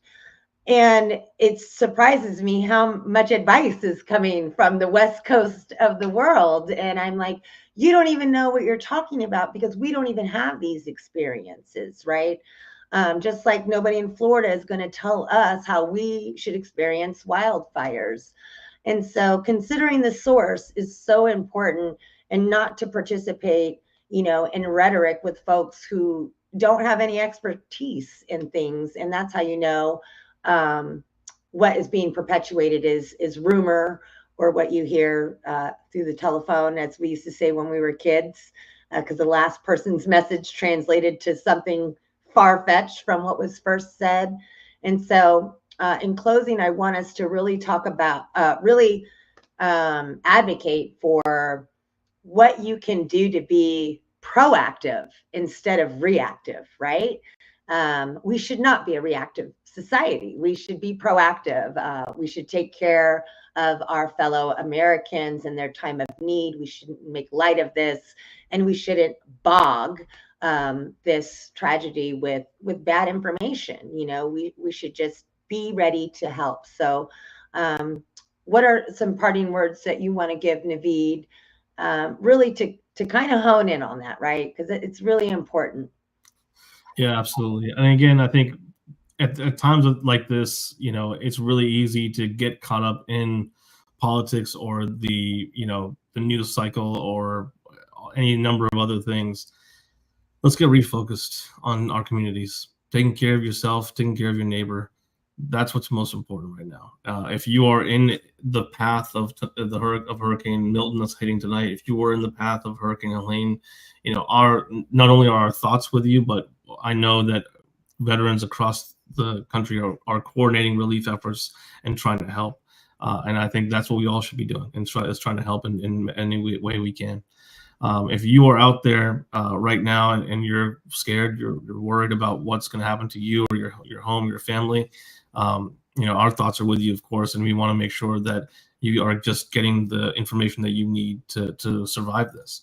I think it's crucial at times like this for those of us who are not in the path of these storms to, number one, be thankful you're not. I know I am. And number two, be there for your friends, your family, your neighbors who are going to be in the way. And number three, tomorrow, after the storm has passed, you've got to think about what the future is going to look like. Election day is 28 days away now, or 26, 27. And it's going to be really important for you to get out there and cast your ballot. Yeah, our votes matter. Yeah, and visit commondefense.us to learn more. Thanks, Naveed.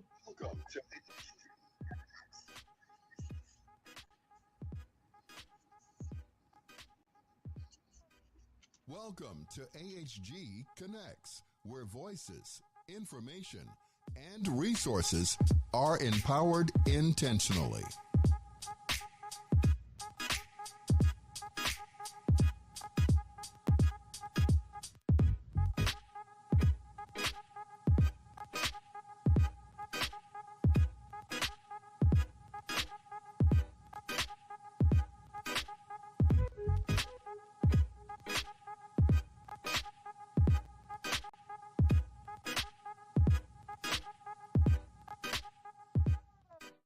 Welcome to AHG Connects, where voices, information, and resources are empowered intentionally.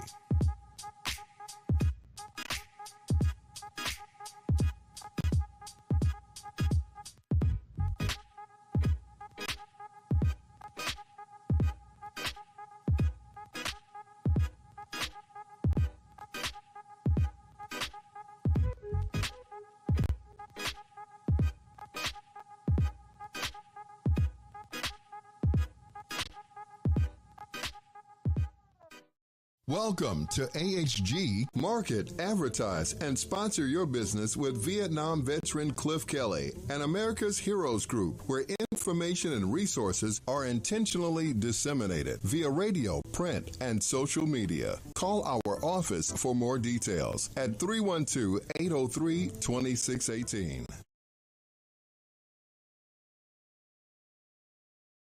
Ken Jennings. All of us here at Jeopardy want to thank you for your service to our nation. We truly honor and appreciate you, and what's more, we're looking for contestants like you to play on our show. So head to Jeopardy.com now and take the Anytime test, and we're looking forward to seeing you soon right here.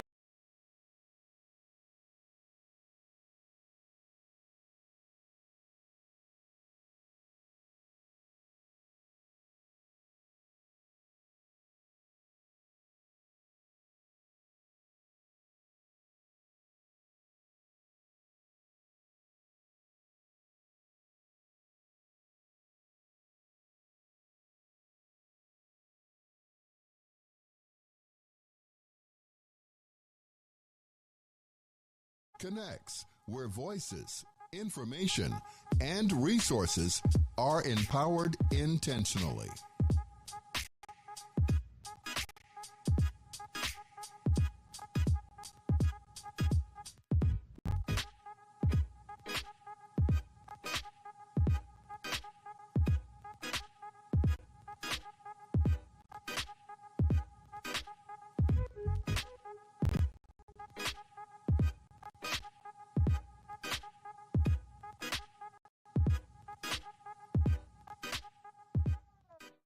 Welcome to AHG Connects, where voices, information, and resources are empowered intentionally.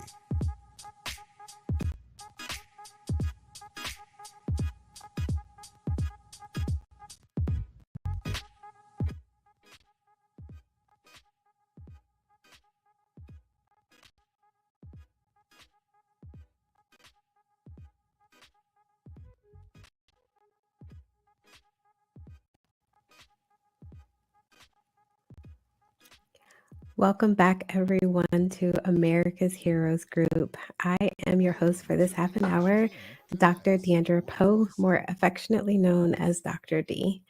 And I am the founder and CEO of Glass Soldier. We are a nonprofit dedicated to helping our service members who have experienced military sexual trauma and sexual violence, sexual harassment. So it is October. And my goal today was to talk about Domestic Violence Awareness Month. And, you know, it's also Depression Awareness Month. But as life would have it, things have transpired for me over the last couple of weeks that have taken me to a very raw place. And so while the topic of domestic violence is heavy, I guess is the word I'm looking for, it can feel weighty and triggering to some people. I'm also dealing with grief, and not in the, you know, the traditional sense. So just to give the audience a peek into what's going on, my sister, her husband transitioned, and I like to use that word transition instead of passed or died. It helps me. As a woman of faith, using the word transition helps me to understand that they have gone from this place to the next. To be absent from the body is to be present with the Lord.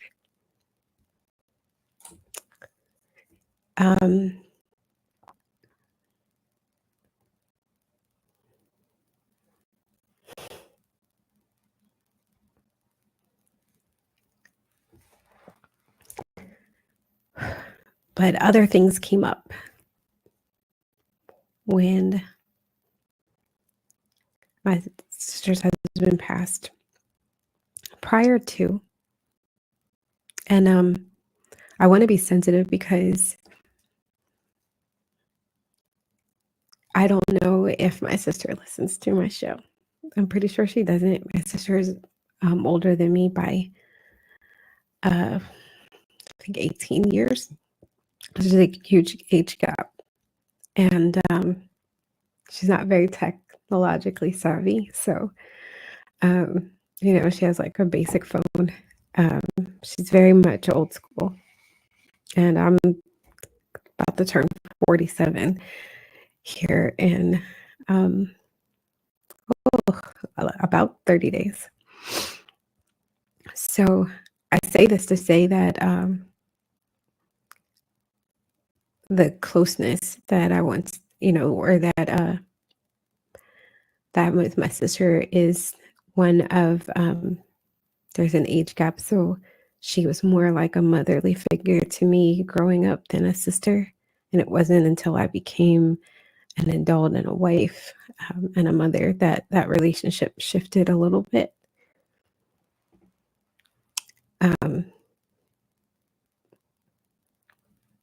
But a couple of weeks ago, my sister had a stroke, and at the time, her husband, who had stage 4 prostate cancer, was by her side. And as you can imagine, the family was concerned. And so this was kind of like back to back. My sister shared with my father that after she was released from the hospital, her husband went in, and it was known then that he may not leave the hospital.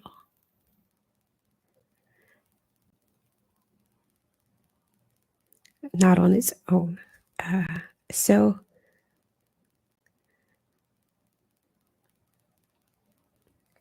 for the last couple of weeks, I've been having conversations with my father. Anyone who knows me, if you follow me on my social media, my father, who just turned 92 on September 30th, is my rock.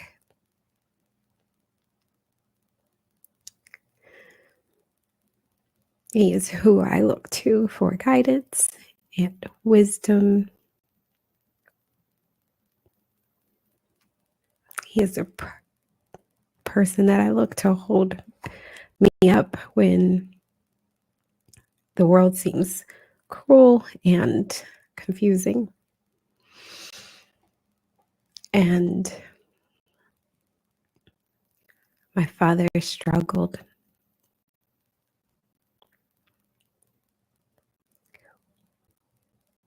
He struggling with grief.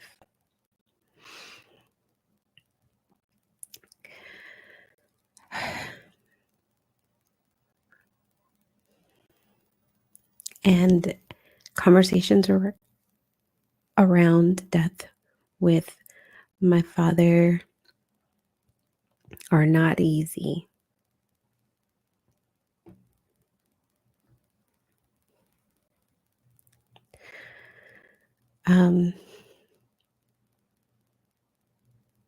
Going to talk about grief. We're going to talk about grief. So when my mother passed in November of 2021, I had a lot of people around me trying to be supportive. And a lot of the conversations were concerned about my father leaving immediately after. The broken heart syndrome. When one spouse passes, the other one will pass away shortly after.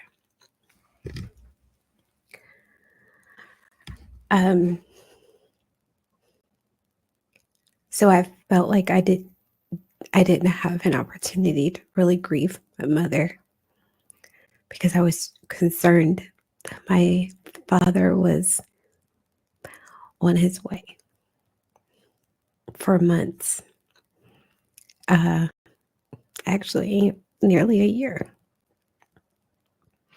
because his health started to decline. And I was in and out of the hospital with him it seemed like every month there was something going on. And we started having those conversations of his legacy, who he is, what he's done in his life. 90, at the time, 90, 89 years old. That's a lot of life. So I started recording my father to capture as much wisdom as I could. And my history, my grandmother, whom I've never met and only have a photo. My grandfather, who I have no photo of. I can only imagine what he looks like as I see my father and remember my uncles.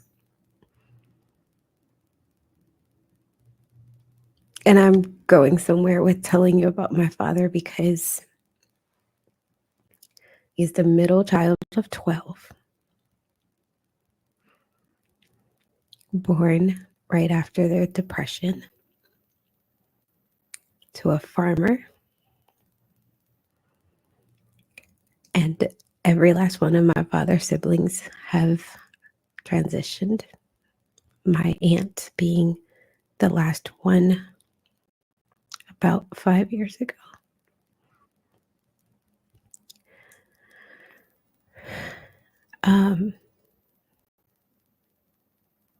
Several of his nephews.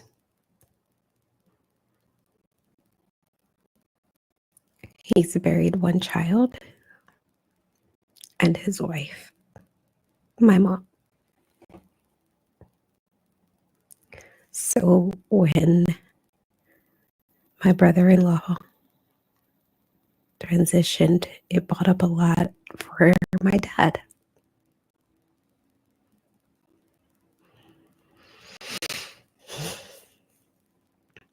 The conversation turned to, why am I still here?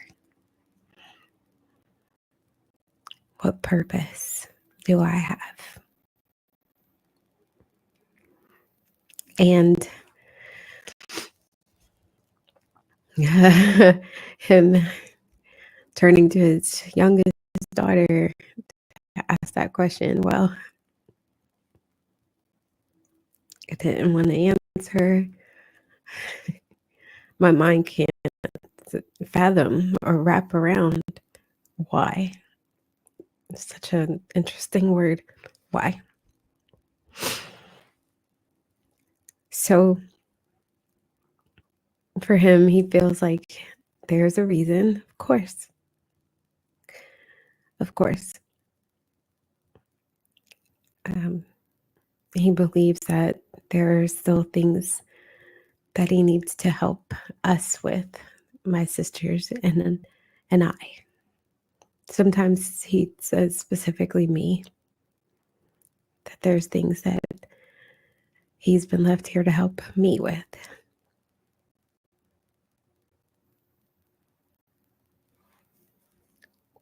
You can imagine from my standpoint that my mind immediately went to what happens when I don't need help anymore, Dad. Do you get to decide that you're just going to go?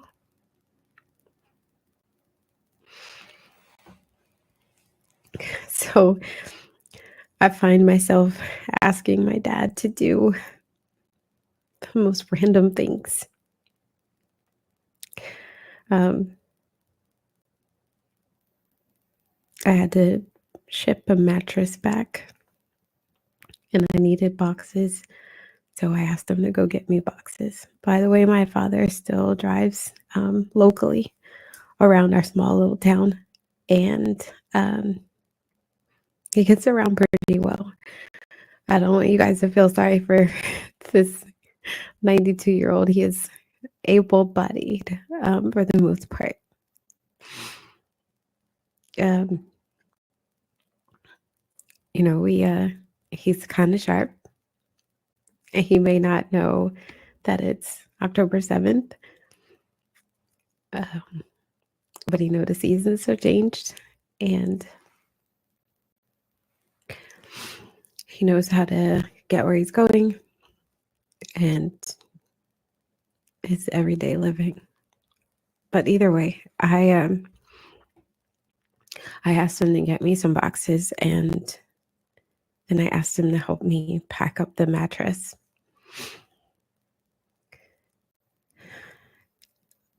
Allowing my father to do things for me is my way of, I guess, feeling like to let him know that I still need him.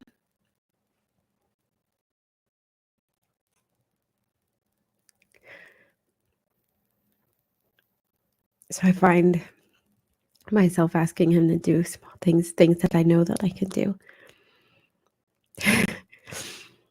Sometimes I feel like a child again, where he will see me doing something or struggling with something, he'll come over and I'm like, no, Dad, I can do it myself. Like 2-year-old discovering things, or a 3-year-old.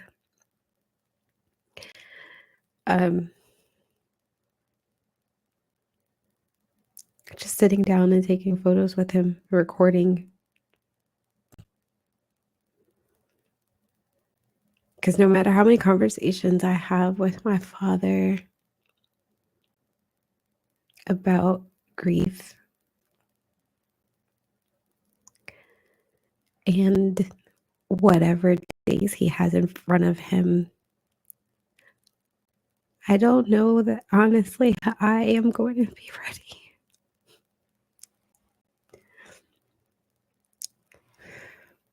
And I think about my sister,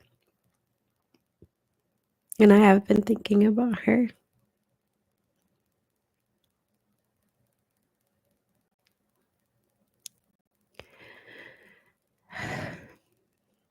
That even though we may know that it's coming, the heart wants what the heart wants, which is more time.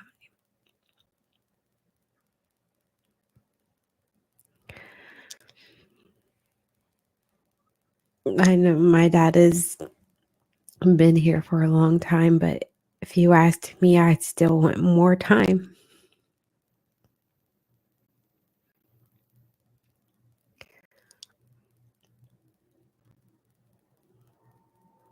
And in some ways, I feel like I selfishly did that with my mom.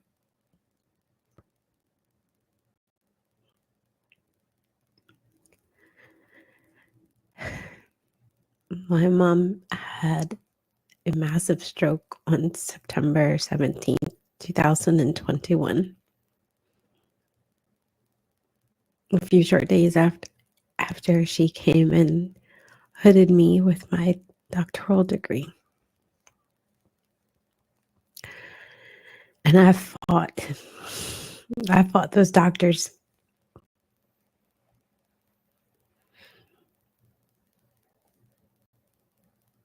I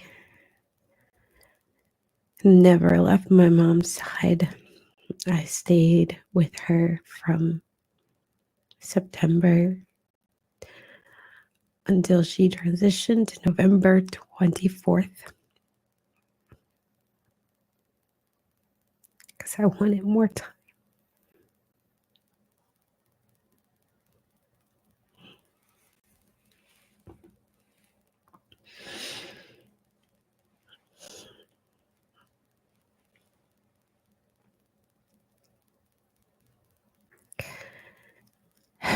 And grief is, my dad has just reshaped grief for me. What I thought I knew, having to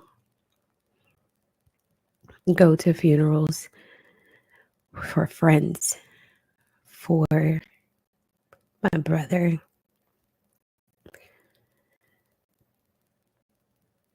seeing my father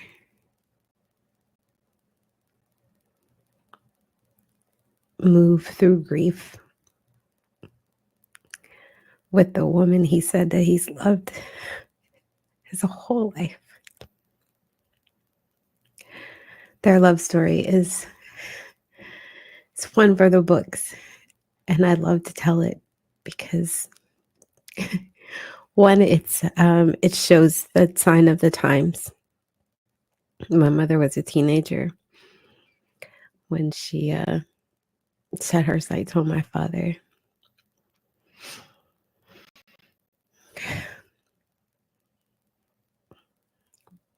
But to hear my father tell it, my mom chased him.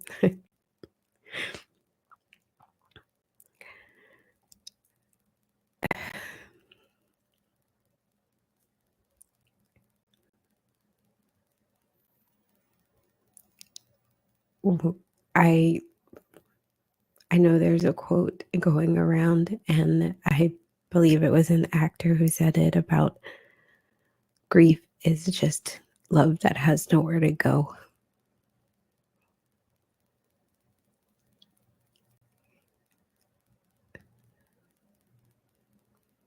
To love someone for 60 something years. I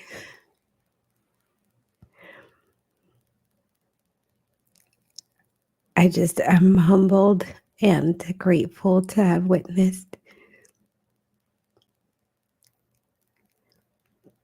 to me what is the epitome of unconditional love.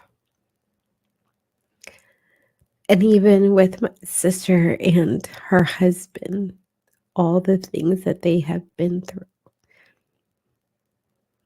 And they have been together, gosh, I think they were in their 20s. They were young.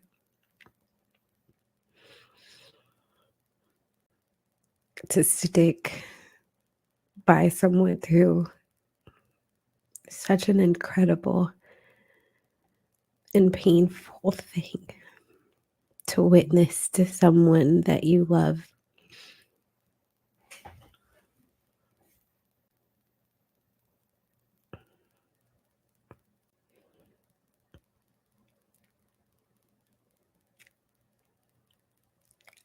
I think unconditional love is hard to define today.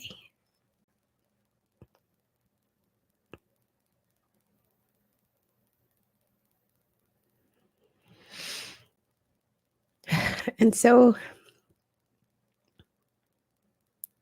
while I wanted to give everyone some statistics and stories about my own personal journey with domestic violence, it just so happens that today is about something else.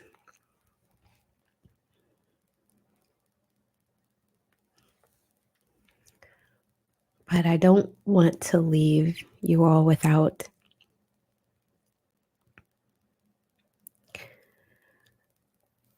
my hope of touching someone to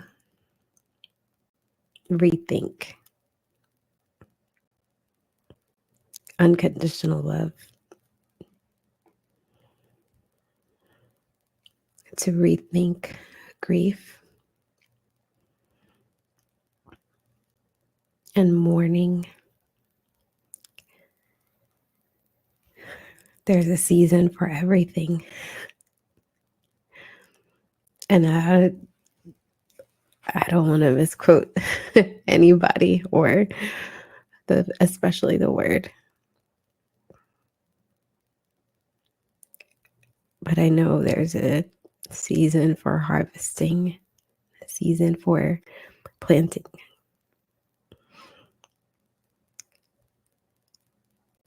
a season for mourning, a season for dancing.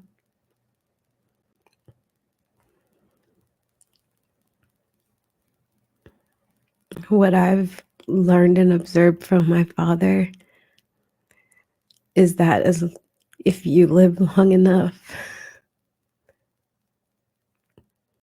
those seasons change, but they come back around.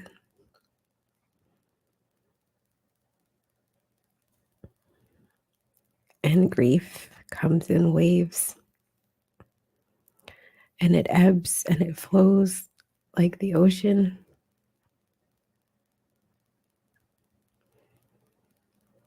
I once described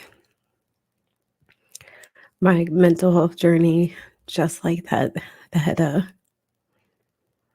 Sometimes it feels like my mental health journey, it's like a lake. On the surface, it looks still and beautiful, but underneath, there's this current.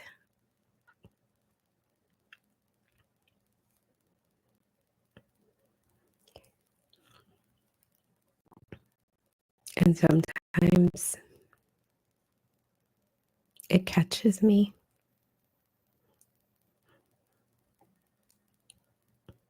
And that's why I'm so grateful for the time that I do have with my father, because he covers me. And his discernment and his wisdom lets me know that it's for a season, for a moment. I almost didn't record this podcast.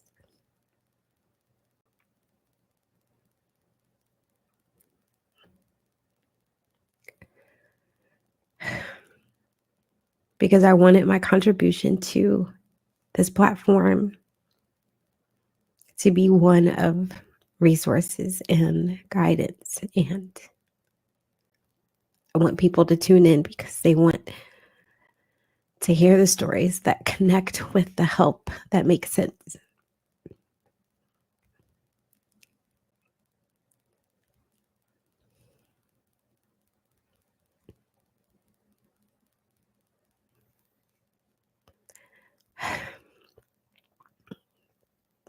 But today I am the one in need.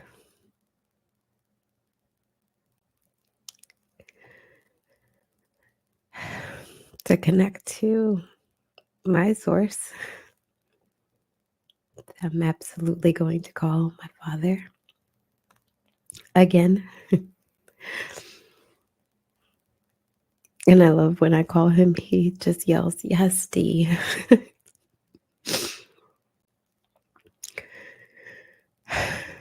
As if I'm somehow interrupting him. And I know it's with all the love he has in his heart for me. Never a vicious yes, Dee. I seem to catch him in between watching like Bonanza or NCIS, two of his favorite shows.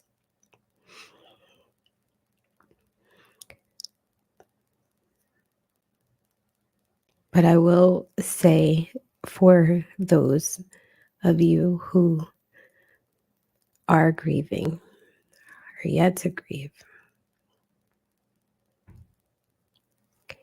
if you don't have a Carlton like me, that's my daddy's name, in your life to connect with someone,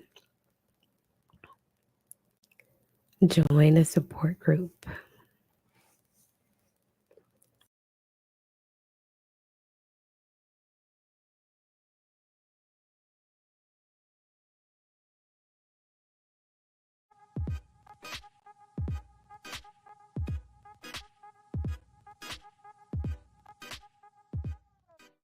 Welcome to AHG Connects, where voices, information, and resources are empowered intentionally.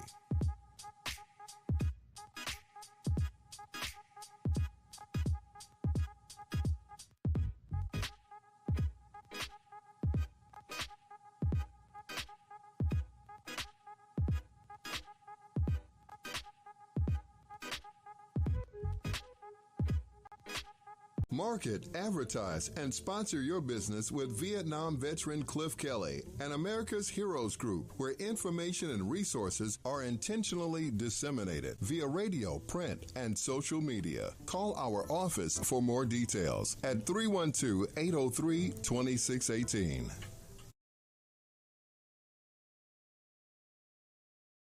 I'm Ken Jennings.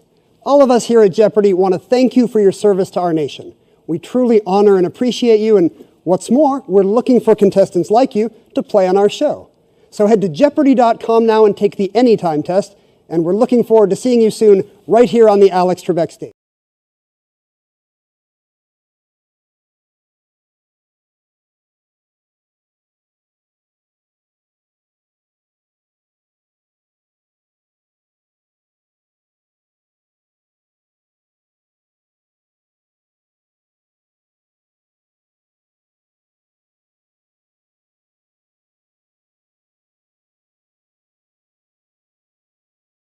Are intentionally disseminated via radio, print, and social media. Call our office for more details at 312-803-20. Welcome to AHG Connects, where voices, information, and resources are empowered intentionally.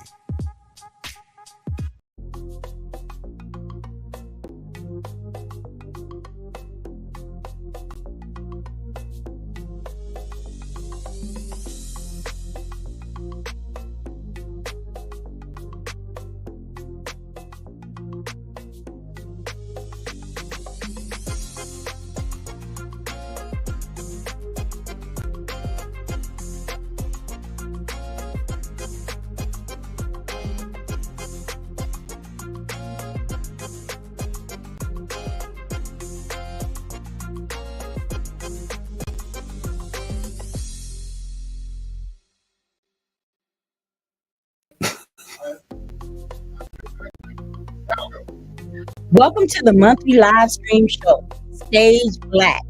Always been here, not always been. This month's show will feature two military veterans who are also authors. And the first guest is a survivor and product of the foster care system. And the second guest is a mother and wife who found clarity, guidance, and relief from stress and pain and uncertainty when her marriage of 27 years ended in divorce.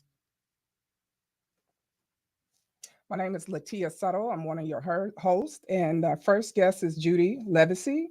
She served 6 years in the U.S. Army. She's an author. Some of her achievements: program manager for Veterans Empowerment Theater, Arts Up LA from July 2007 to December 2022.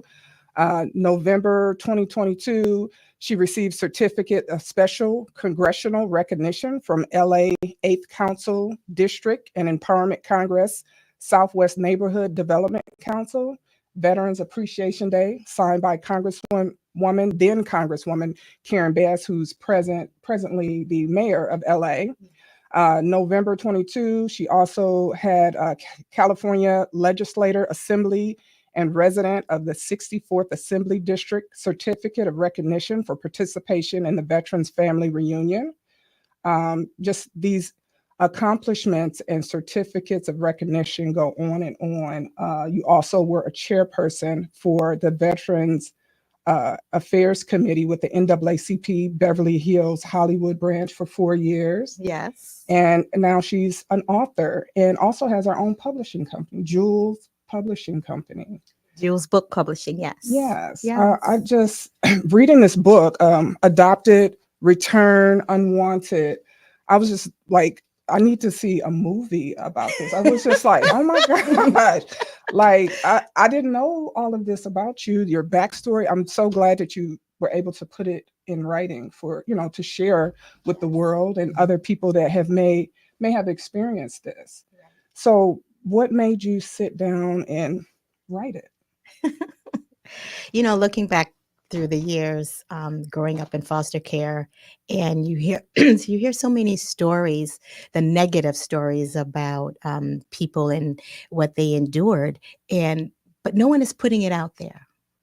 So I decided to write my story because there's so many people that can relate to some of the things that I've gone through.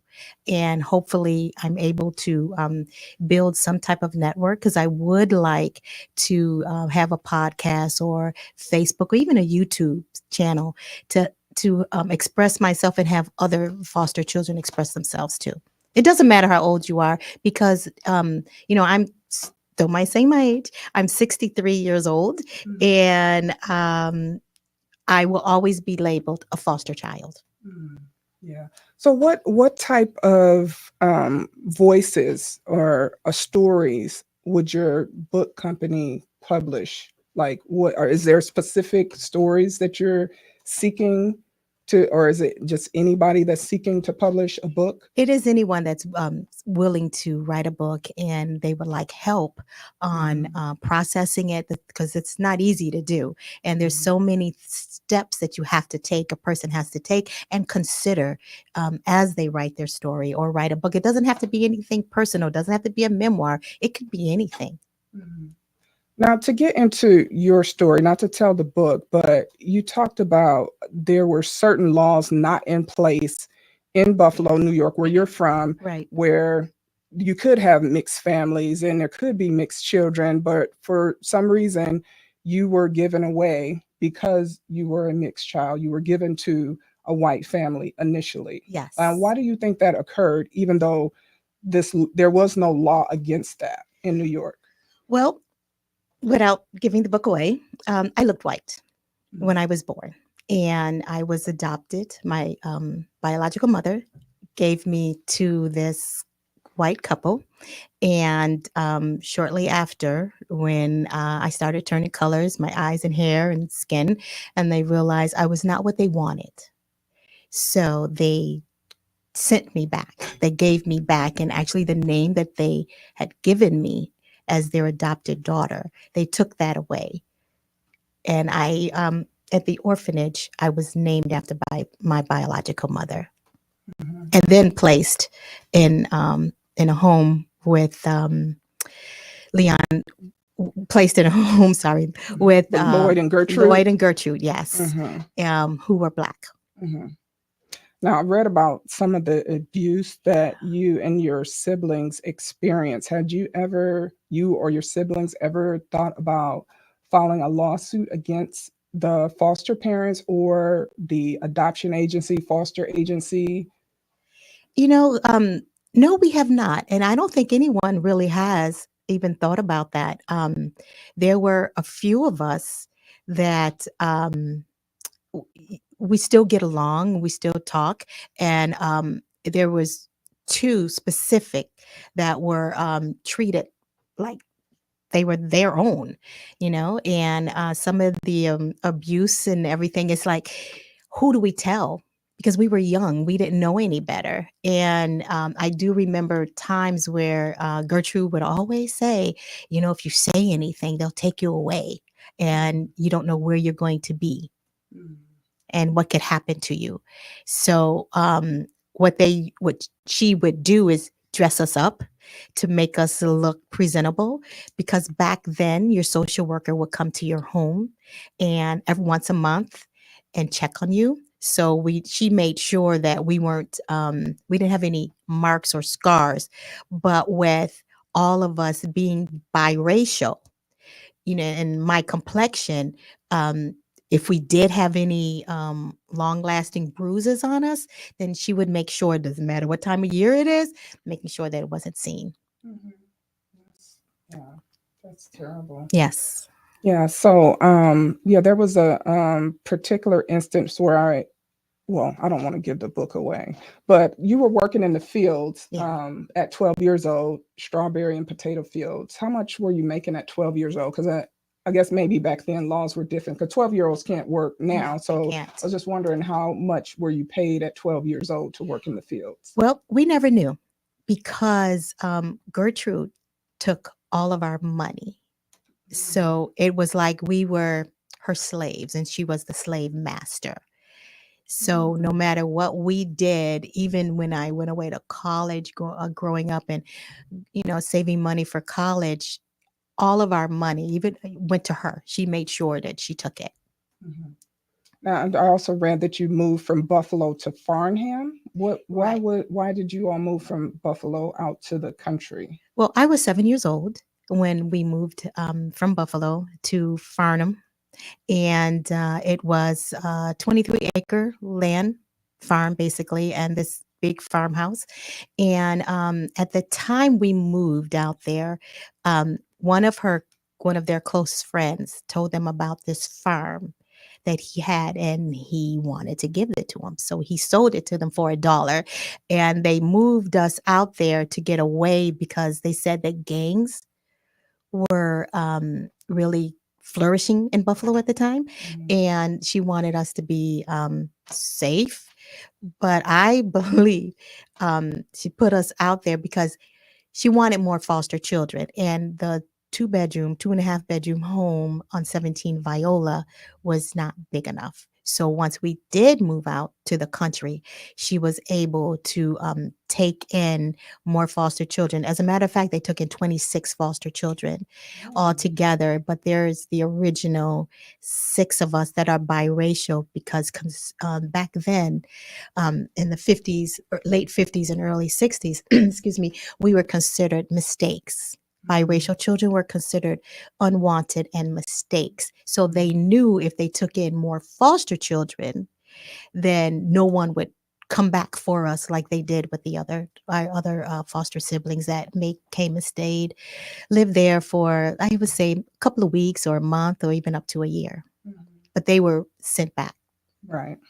Yeah. But even though she may have been trying to move you all to a safer area, it seemed like you and your siblings endured more racism from other students, teachers. Yes, we did. And it's a shame, but the racism that all of us faced, being called the N-word, I tell you, there was not one day that I could ever remember from elementary, excuse me, middle school, high school, especially in high school, that I did not hear the word, the N-word. You know, remember the show Roots with Alex Haley? And they used to call me Kizzy. And we used to get pushed and punched. And whenever it was reported to the principals or anything like that, we were the ones that were kicked out of school or suspended for a couple of days or even a week.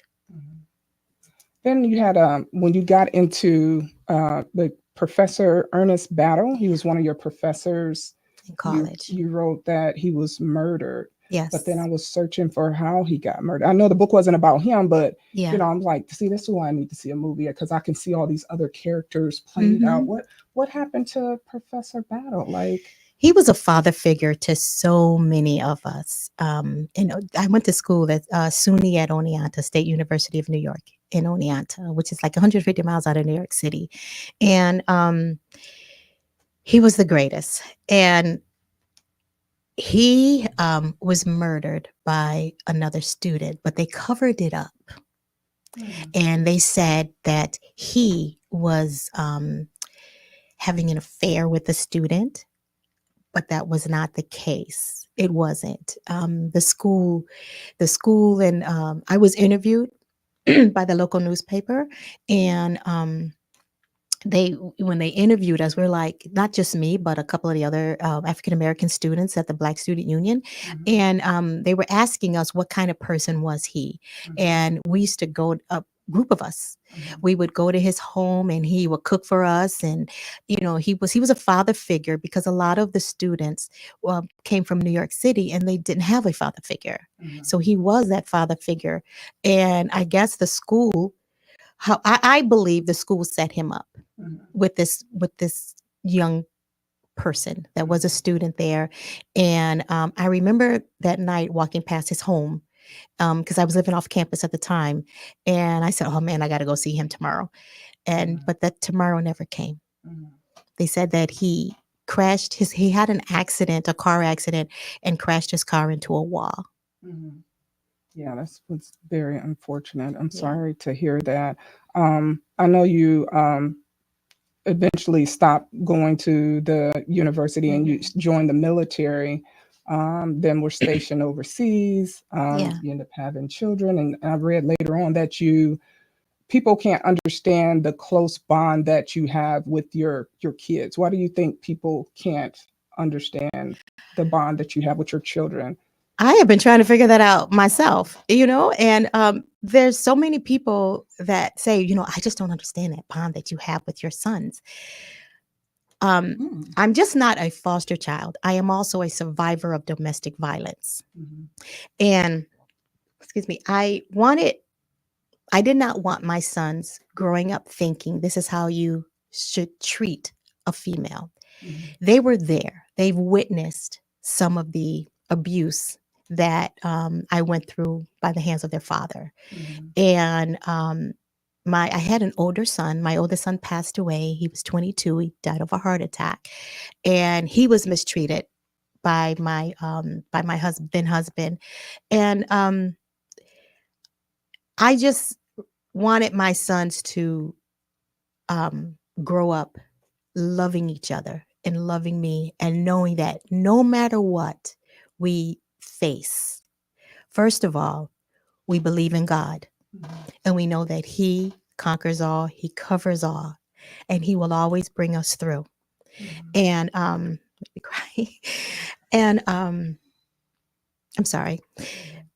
We they say a family that pray together stay together, and there's so many times that just about every night we would pray together and read the Bible, and I would have them take turns. Okay, whose turn is it tonight? And we just get in a circle and just pray and hold hands while we're praying, and it just built a bond between us. And my sons know there's nothing that I would not do for them, and vice versa. I guess that's why I'm single, because they'd be like, Ma, I don't like him. Well, thank you so much. Yes, and thank you. you're a great mother, and I'm glad you have that close bond. We appreciate you. Thank you for your service, and thank you for all you've done for the community and continue to do with the community. You're welcome. You're welcome. And so our next guest. Our next guest is joining us all the way from San Diego, California, Miss Yolanda Denise Smith. Dr. Davis. I said Smith. Is that not your business name? You can speak up. Oh, I'm sorry.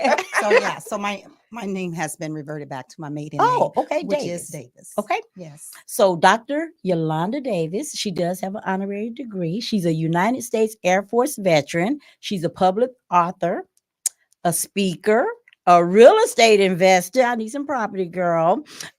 Including syndication investing. She has a total combined years of 10 years in the service. That's including active and reserve, correct? As a published author, her debut book, No Satan, Not This Time. It empowers readers to establish a powerful relationship with the word no. We're going to talk about that later. She shares her personal journey in saying no, pivoting and embracing new opportunities. Her upcoming book, The Pivot Decision. Oh, you can really write another book. Okay, we're excited about that. Shows how you can choose a decision that causes a trajectory of your life to change. So that's going to be a 2-time publisher now. She also has contributed to several anthologies, right? We're going to talk about that too. As a speaker, she's addressed diverse audiences, churches, schools, private organizations. She's received numerous accolades, including the 2022 President's Lifetime Achievement Award and an honorary doctorate in humanitarian. How do you say that? Humanitarianism. All right, that's a long word, girl. I got to go all the way back.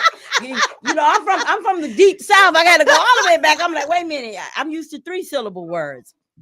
That's okay. So she's been providing housing for veterans, right? In regular individuals in the community, or just veterans. Regular as well. Regular as well. Yes. Okay, she's the executive director for a nonprofit and vice president for civic organizations. All right, now she offers innovative strategies and practical solutions that drive meaningful transformations with the goal of authenticity and freedom. Let freedom ring, sister. You can always reach her at info@yolandadenise.com and she'll help you out. Is that correct? Okay. So I have a few questions for you. That's a lot. That's a lot to pack in, girl. Okay, so was there, in writing this book, was there one, I know many things had happened in your life over a course of your military career and prior to your military career. Was there one pivotal incident that you can contribute to why you sat down and said, wait a minute, I need to put this in print. I think this can help other people. So for me, I grew up in St. Louis. I grew up with two older brothers, 13 and I think 17 years older than me. So I grew up hearing, yes, as the baby girl and the only girl, quite a lot. Okay. So that's the first thing. And so, having gone through the military, getting out of the military, there was issues adjusting to being out of the military. And I stayed home, raised my kids and did all that. So when my marriage had physically come to an end, because, prior to it coming to an end physically, it had ended emotionally. And now we see the manifestation of the physical part of it. And I was just going through a lot, having stayed home, concerned about my income, concerned about, how I was going to look, just all the things that would allow for me to continue to live some type of quality of life. And I was just getting slammed. And so I'm like, wait a minute. I grew up in the church. I know scripture.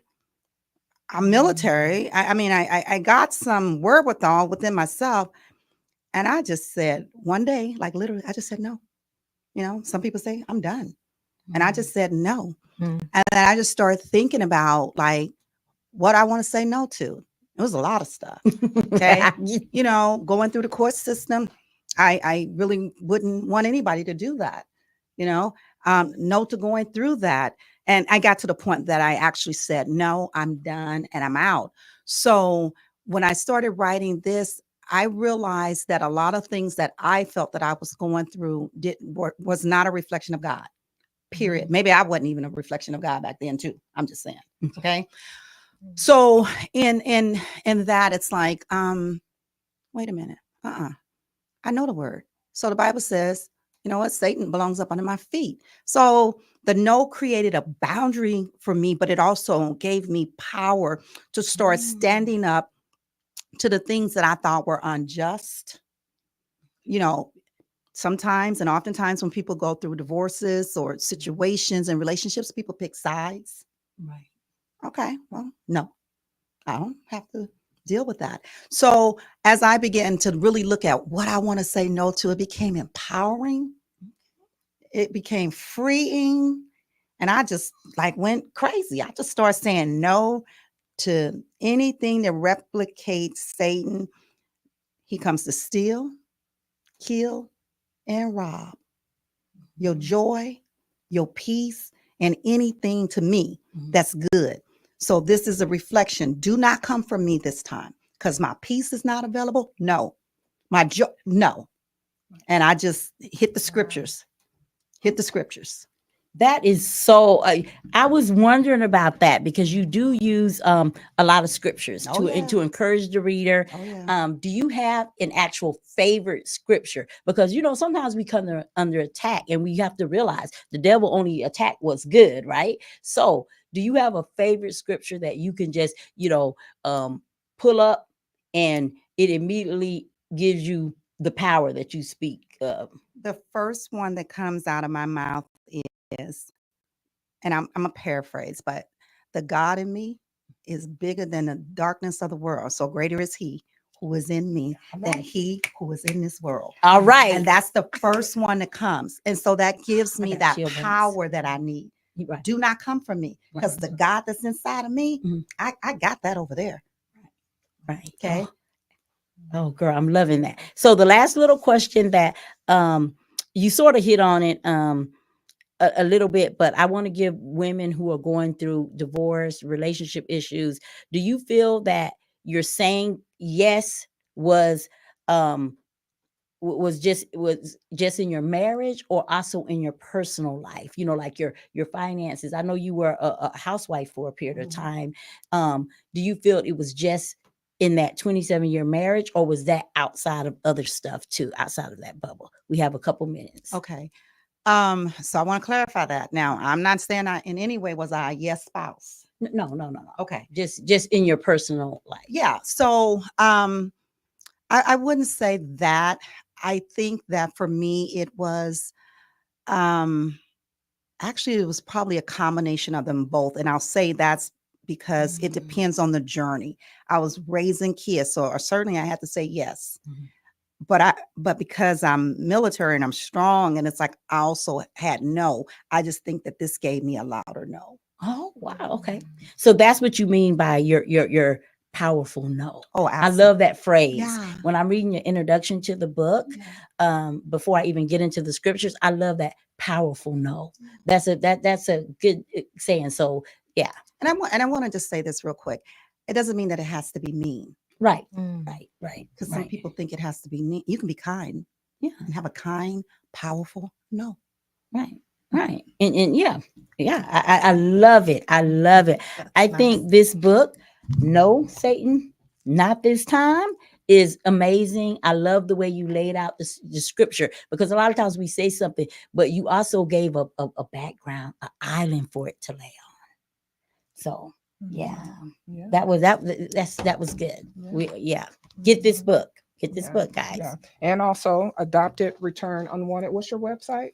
My website is www.book.publishing.com. Thank you. Any closing words for Stage Black? We definitely want to thank our producers at American Heroes Group, our hosts, Dee Wright, myself, and Latia Suttle. And we'll be back right here the second Wednesday of the month. Stage Black, always been here, not going anywhere. We look forward to seeing you guys.